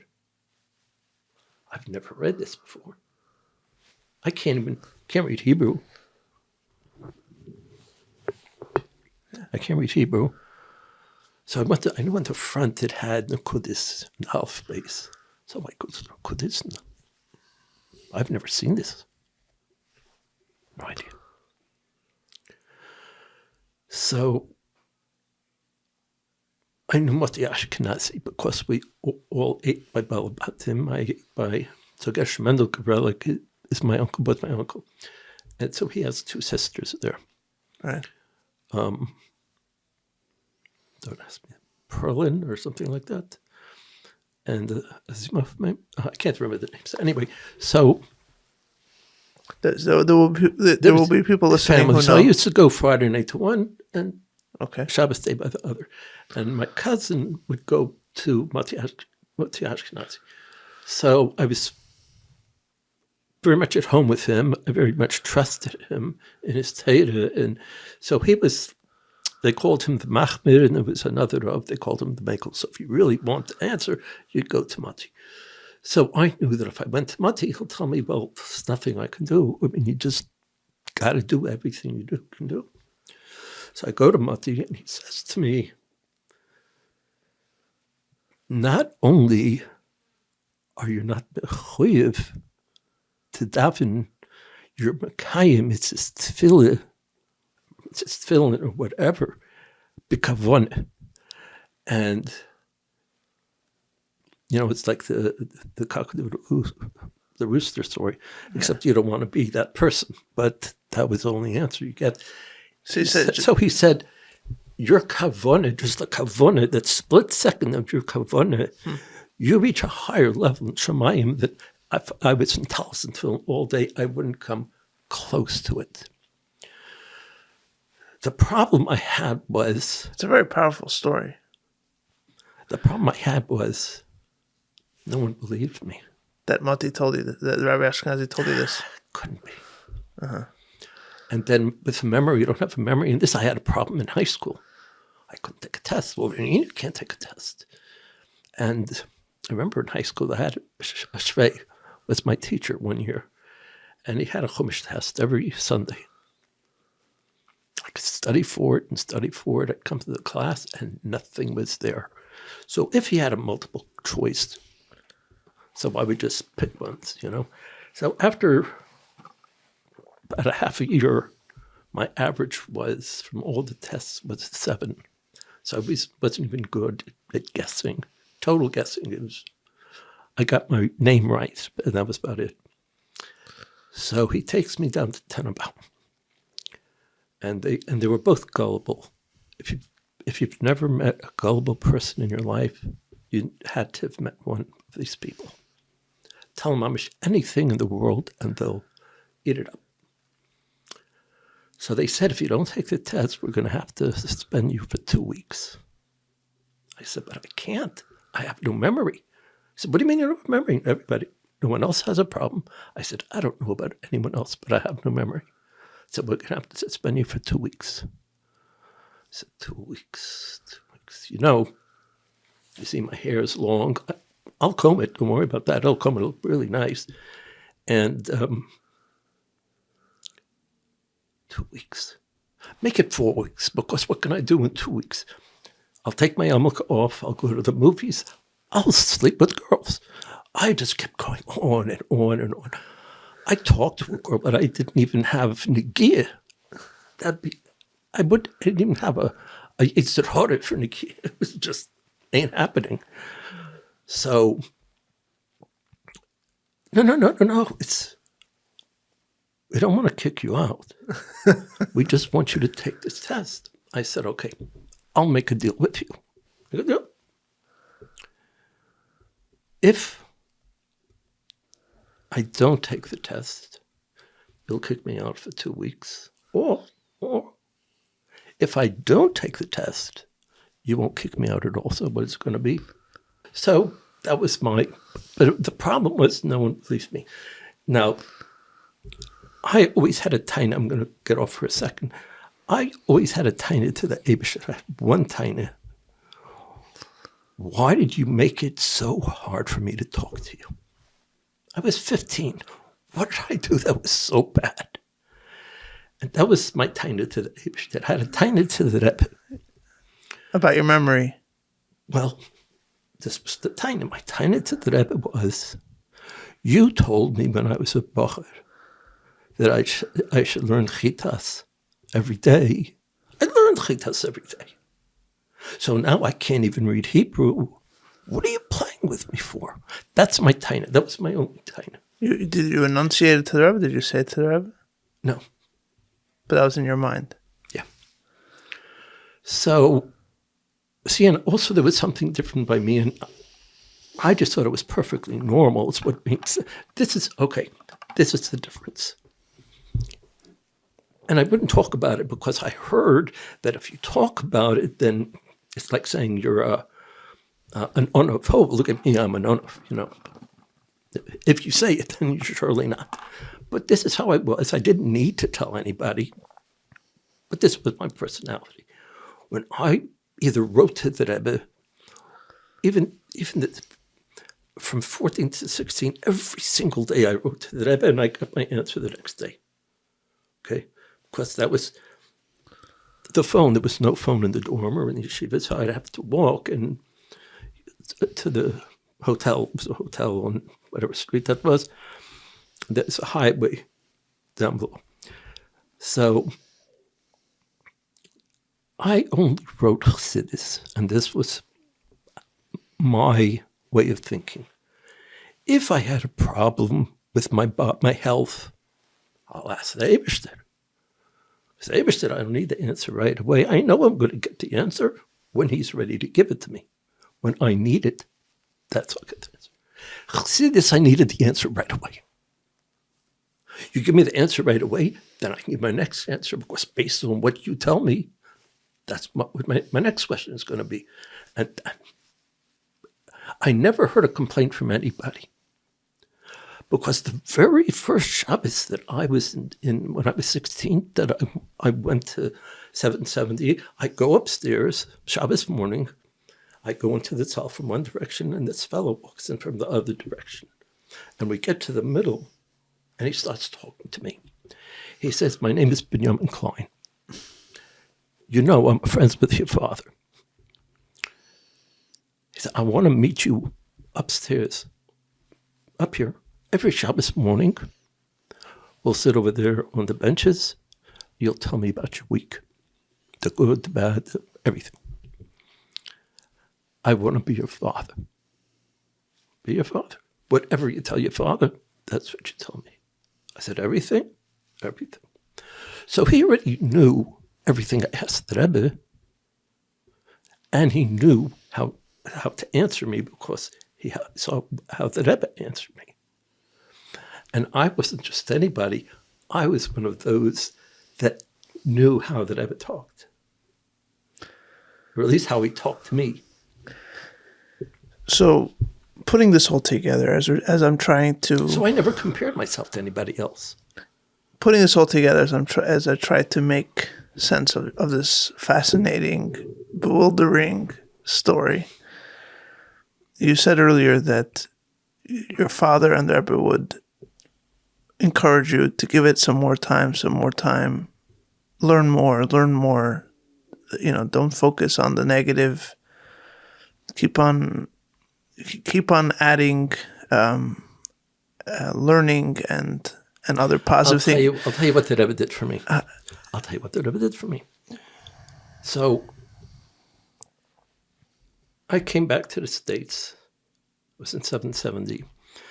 And so at the Razag, whatever, it's also in 770, we had a class for Yeridea, for Smicha.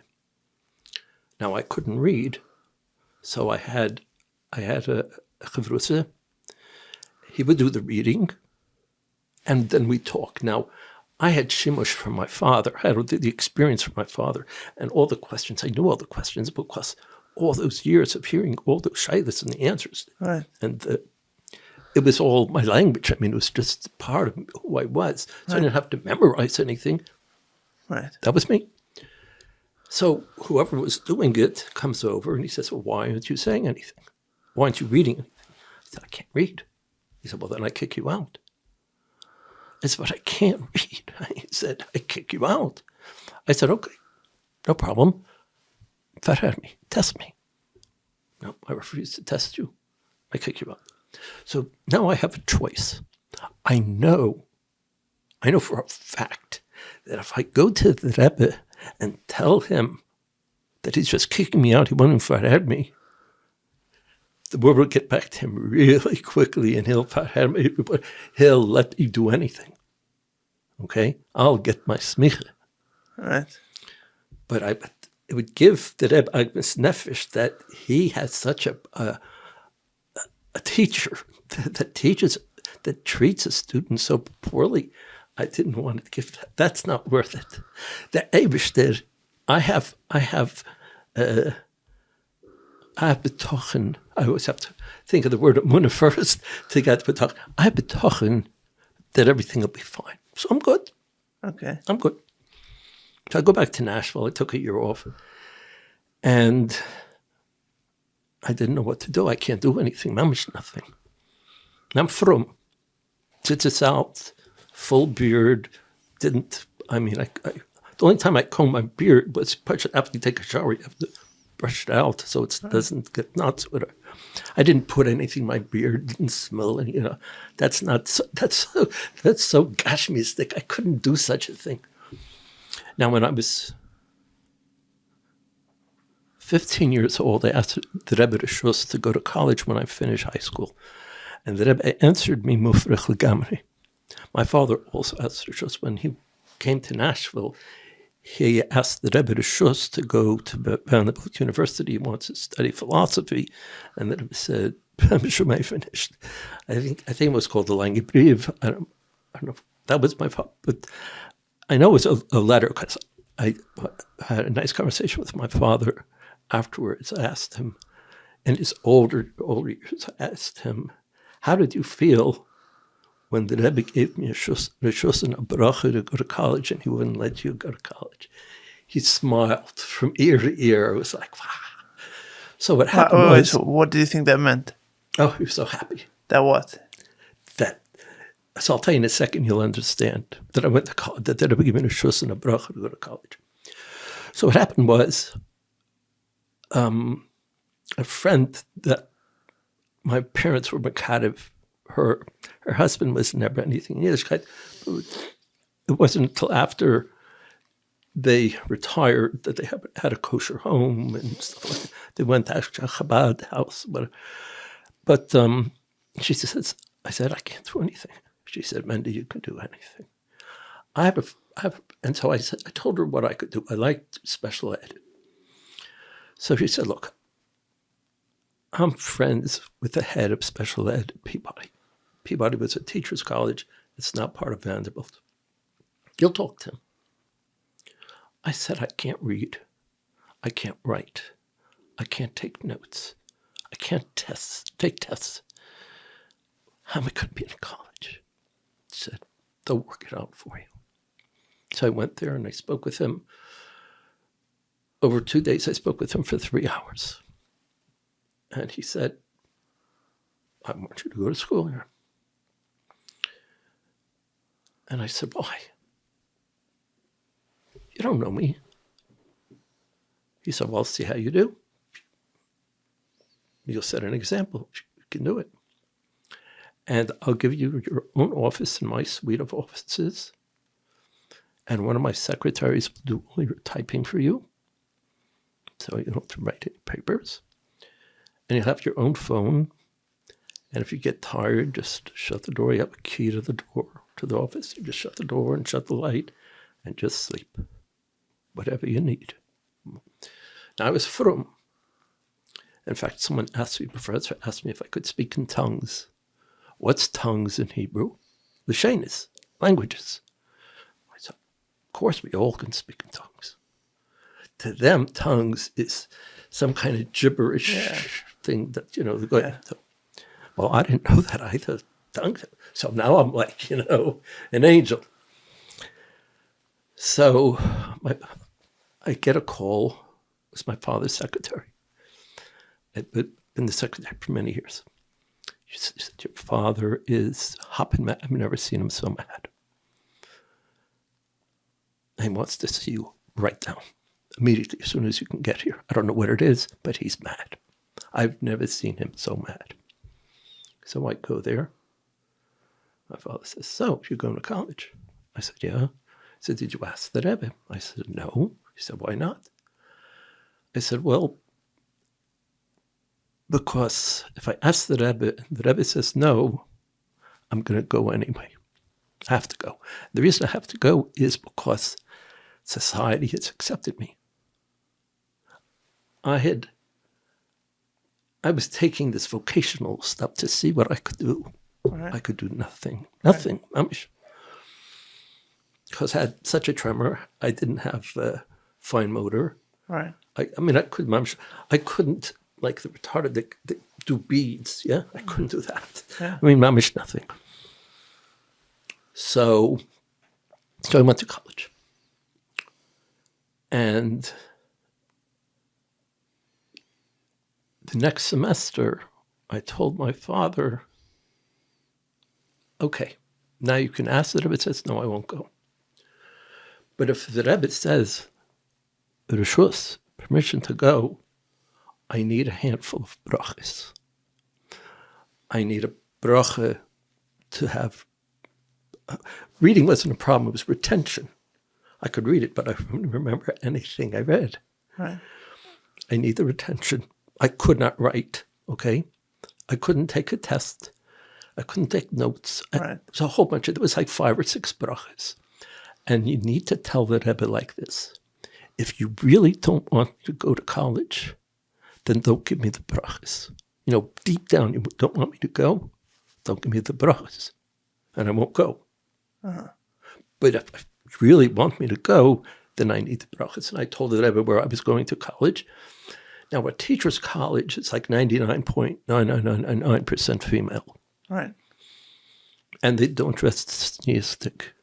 And I'm a chassidish bacher, still a bacher. And the Rebbe gave me the shus and all these brachas. Really? Yeah. And it was a couple months later. So I was just learning bechabrus. Okay, there's no computers.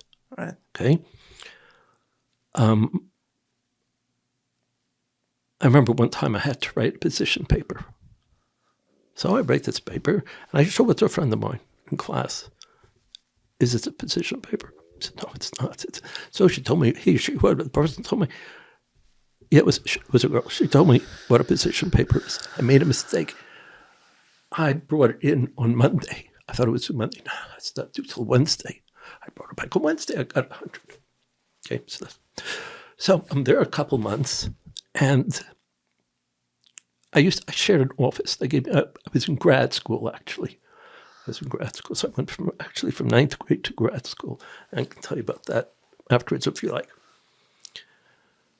So, and I did it APA style. So APA is like an inch from here, and half an inch, and the whole thing. I don't know how to set margins. I have no idea. Right. So I took a ruler, and I drew it out, yeah, on a thinner piece of paper. So when I put the paper over, it's perfect. It took me forever to type it because there was no, you had to put the Right.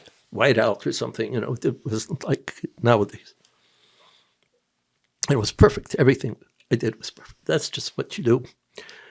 I'm a shliach. I mean, the Rebbe said, how many times did the Rebbe say to go to a girls' school? I don't know. So you thought you were a shliach there? Sure. I started out, even before I took a course, I started out with early childhood education. Had no background in it. I taught. It was handicapped and non-handicapped together. And they were aged 21 months to 4 years. I'd never, with maybe my nieces and nephews or something, but I never, not teaching. So I did the first semester. And then I said to them, I want to do the second semester, same kids. And I told the teachers, because usually it was like 2 teachers in a classroom, 2 teachers in an 8 or whatever. And I said to them, I want to work with the hardest child you have that no one has ever been able to work with. And tell me what they need. And so they gave me the child. I mean, he would lose attention by just the floor. He'd pick at the rug, whatever. So I took him. There's a room that observe. I took that to the room, so it was quiet. We couldn't hear anything. And he was just, wow. So I had to teach him to finish a task. This is a child that has zero attention span. I mean, nothing. If you pointed to three dots and say 1, 2, 3, he couldn't even get to the 1. He was already looking around the room. The other thing is, once you get him to complete the task well, then bring him into the classroom and teach him how to socially interact. And I thought, I remember the first day was 10 seconds. And the teacher said, "That's it?" I said, "Yeah, that's it." I had all the patience in the world. I mean, these are the Eibishter's Kinderlach, you know? Right. And they have such a hard time. The least I can do is give them everything. And I taught him everything, and that was without classes. That was nothing. So I'm not going to major in that because it's too easy. I need a challenge. So the next thing I went into was mental retardation. Now, this was a child that knew 2 words, mommy and baby. He was baby, I was mommy. I said, "My name is Mendel, and your name is Timmy," or whatever. And that's it. You're not a baby, and I'm not a mommy. And I taught him so much. I thought, this is so easy.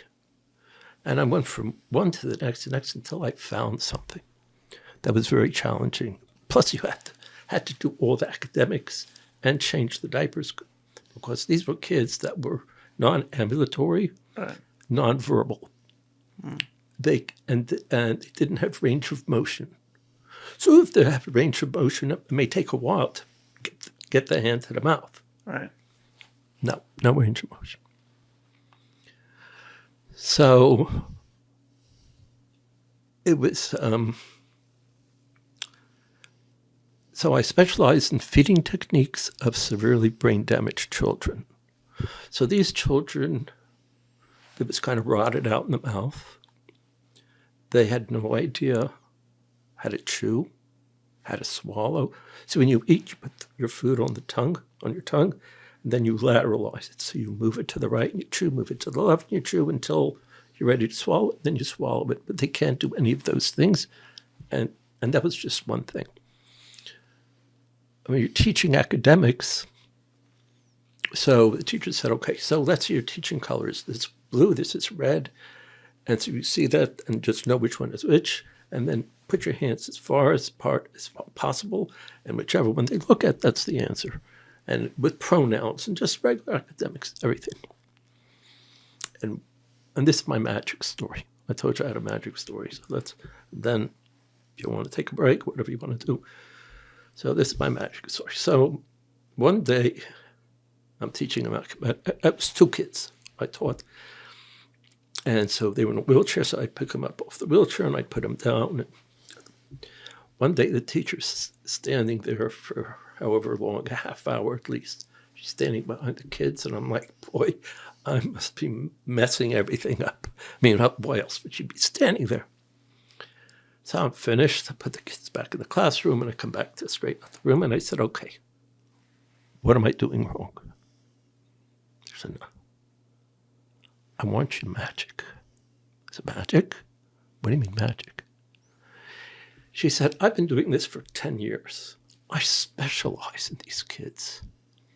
And this is the end of the 2nd year in a row that I have them.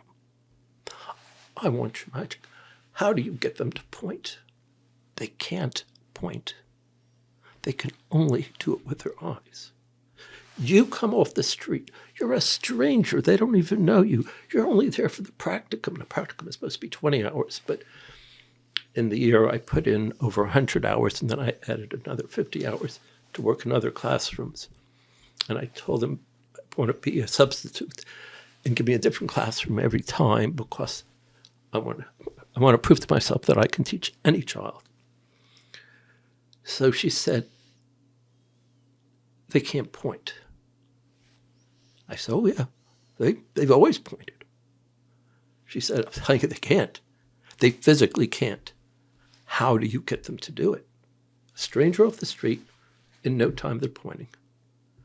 I said, "It's really quite easy. I see, this is how I talk. I just talk. Right. And I said, it's really quite easy. I said, all you have to do is and actually this works for anybody. It works for your wife, your children, your students, mamish, anybody it works. It doesn't always work with my wife, but sometimes I'm not as patient as I should be. But so it's two things you have to do. It's just two things. You have to love the child more than you love yourself. What does it mean to love them more than yourself? It says in Ayem Yem, I think, that you can't actually love more than yourself. I can prove that you can. Okay? The way you love a child, that the only time you see him is for a few minutes every day, or through if they're your students, a few hours a day. The way you love a child more than yourself is when you go to bed at night, you're only thinking, how can I make this child's life easier? You wake up in the morning, that's what you think. You go to the bathroom, you bring a manual with you. Forget about your stupid newspaper and your all this Naddishkeiten. Don't do any Naddishkeiten, only that child. The other thing is, treat that child like they're perfectly normal. There is absolutely, okay, fine. You may not play in the NFL. Well, I can't play in the NFL either. Okay, you're not ambulatory, so maybe you won't walk. Well, not everybody walks. But you've got a mind. You're a genius. You point. Why do you point? Because I treat you like everybody else. You love me because I love you. So how does this trace back to the Rebbe? That's the point you're... So it traces back to the Rebbe. This is going to be a hard one because this was a really long Yechidus. So it was my last Yechidus. So it was Lamed Dalet. And I was born in Oder Sheni. But I don't remember if this was a leap year. Leap year. It's born a leap year, but I don't remember if this was a leap year or not. But it was the end of Oder. And so my mashpia came over to me, Melech Tzvibel. I never called him Melech. My mashpia, I never called by my first name, the first name except for Rich Meir, because he asked me to call him Rich Meir. He asked me if I was going in Yechidus. And he wasn't really asking a question. Maybe and I said, no. He said, what do you mean no? I said, well, I'm not. He said, you have to. I said, no, I don't. He said, what are you going to do? I said, look, I'm just a bocher. I don't have to waste the Rebbe's time.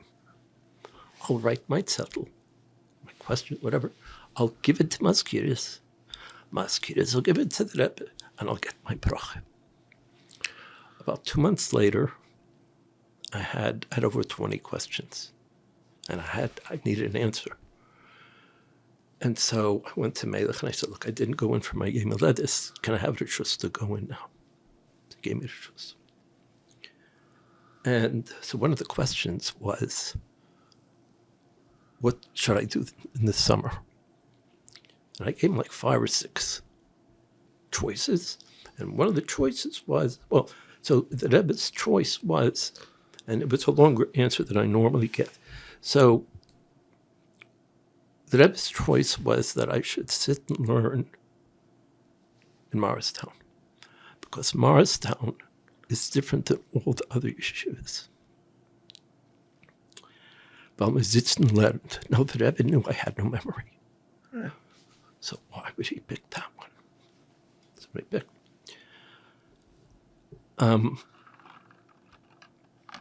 The Rebbe gave me a bracha that's atayim. It's still a bracha for me. And the Rebbe said to me, das verstehen, as alles Bashkoche Protis. You have to understand that everything is divine providence.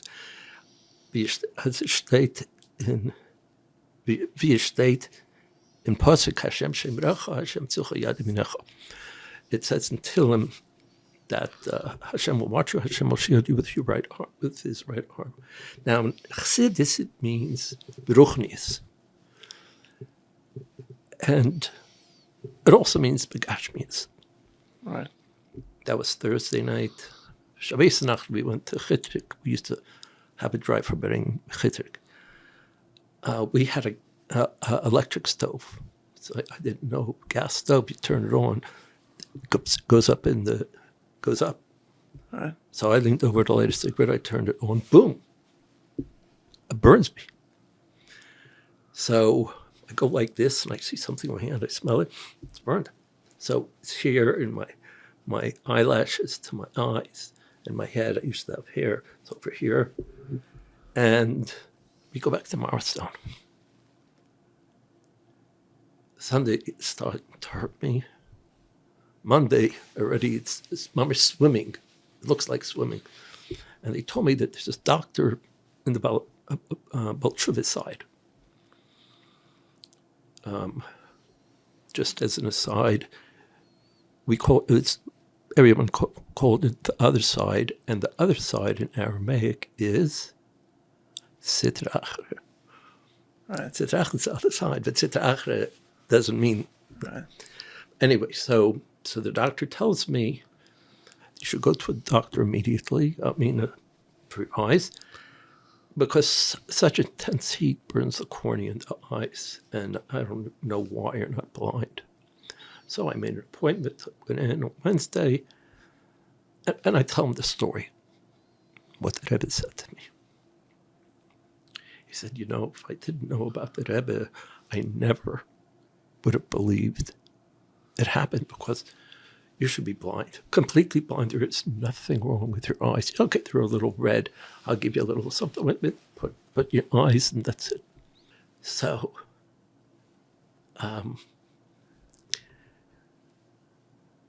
the Rebbe said I should learn at Morristown.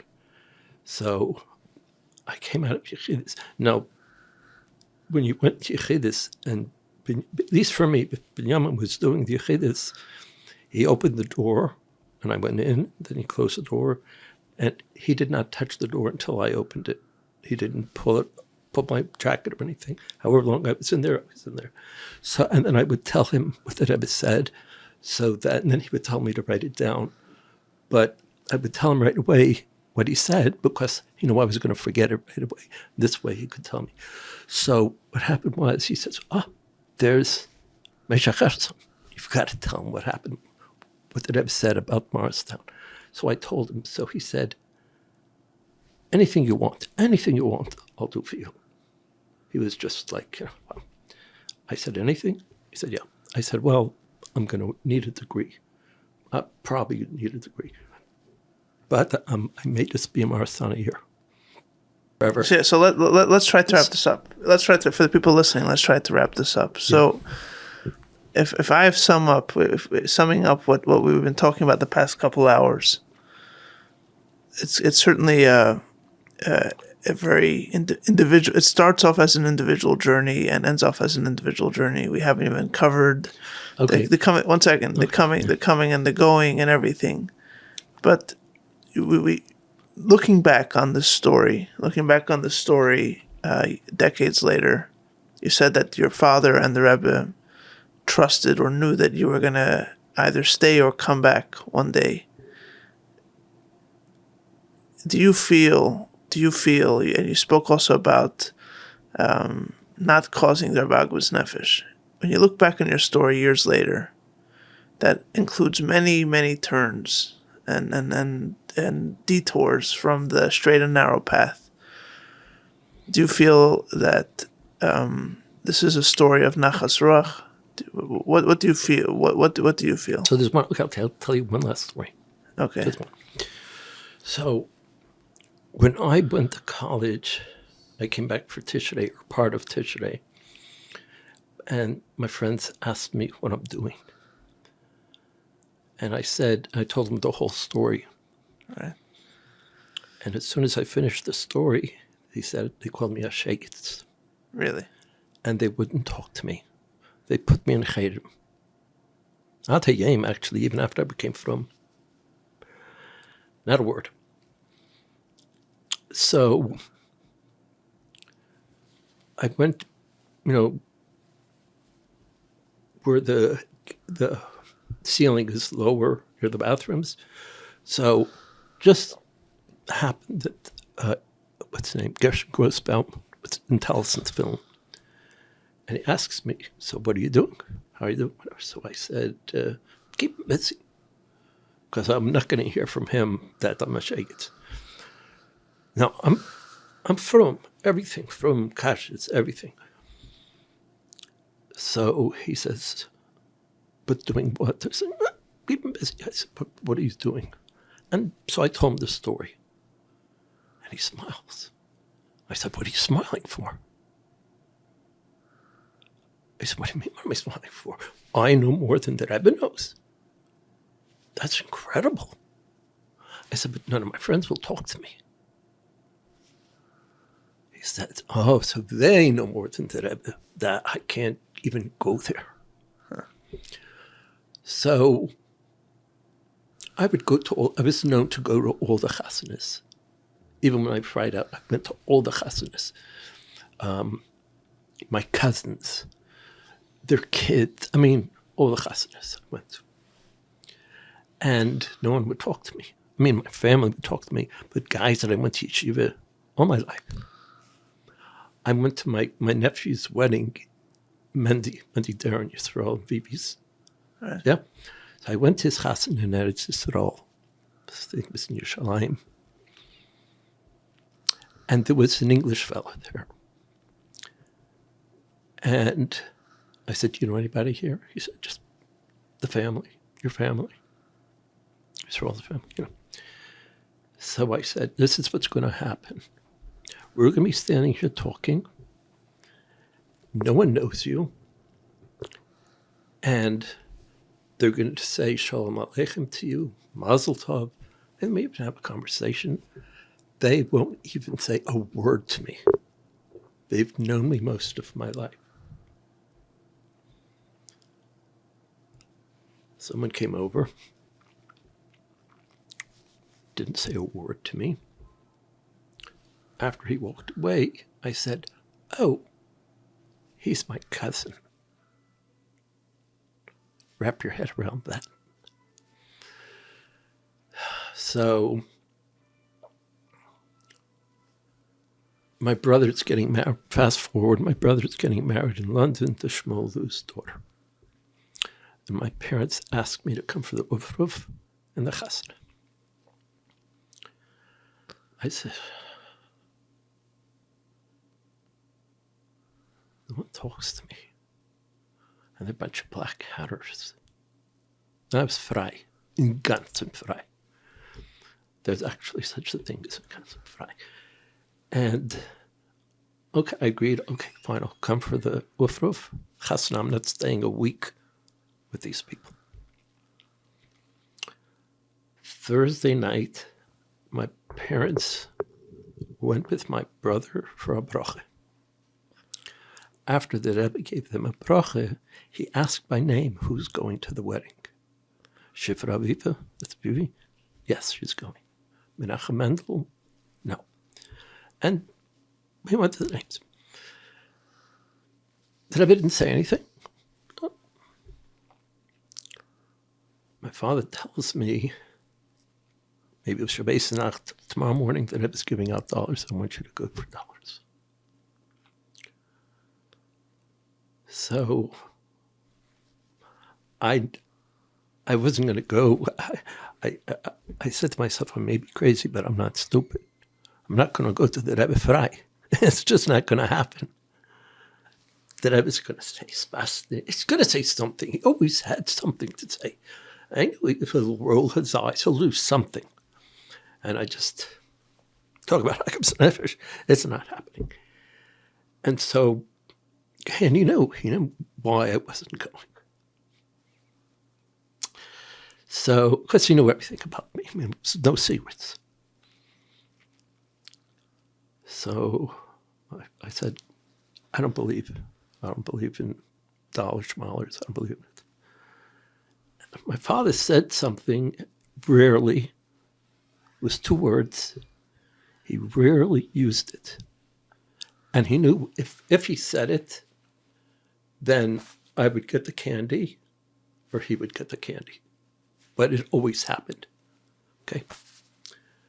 So he says to me, Kibudaf. Kivadav's kivadav. I don't have a choice. So I go for the dollar. So the Rebbe is very smart. This is what he did. Smart. He gives my father $1, and he gives me $1. Now he knows I'm going back to work tonight, so I don't have a ticket. Probably don't have a passport, or you would have heard about it. Wedding is, I think, Wednesday night, and this is Sunday morning.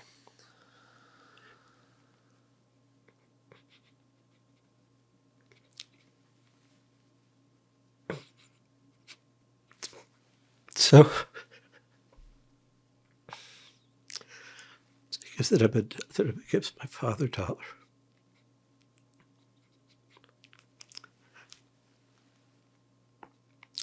Then he gives me $1.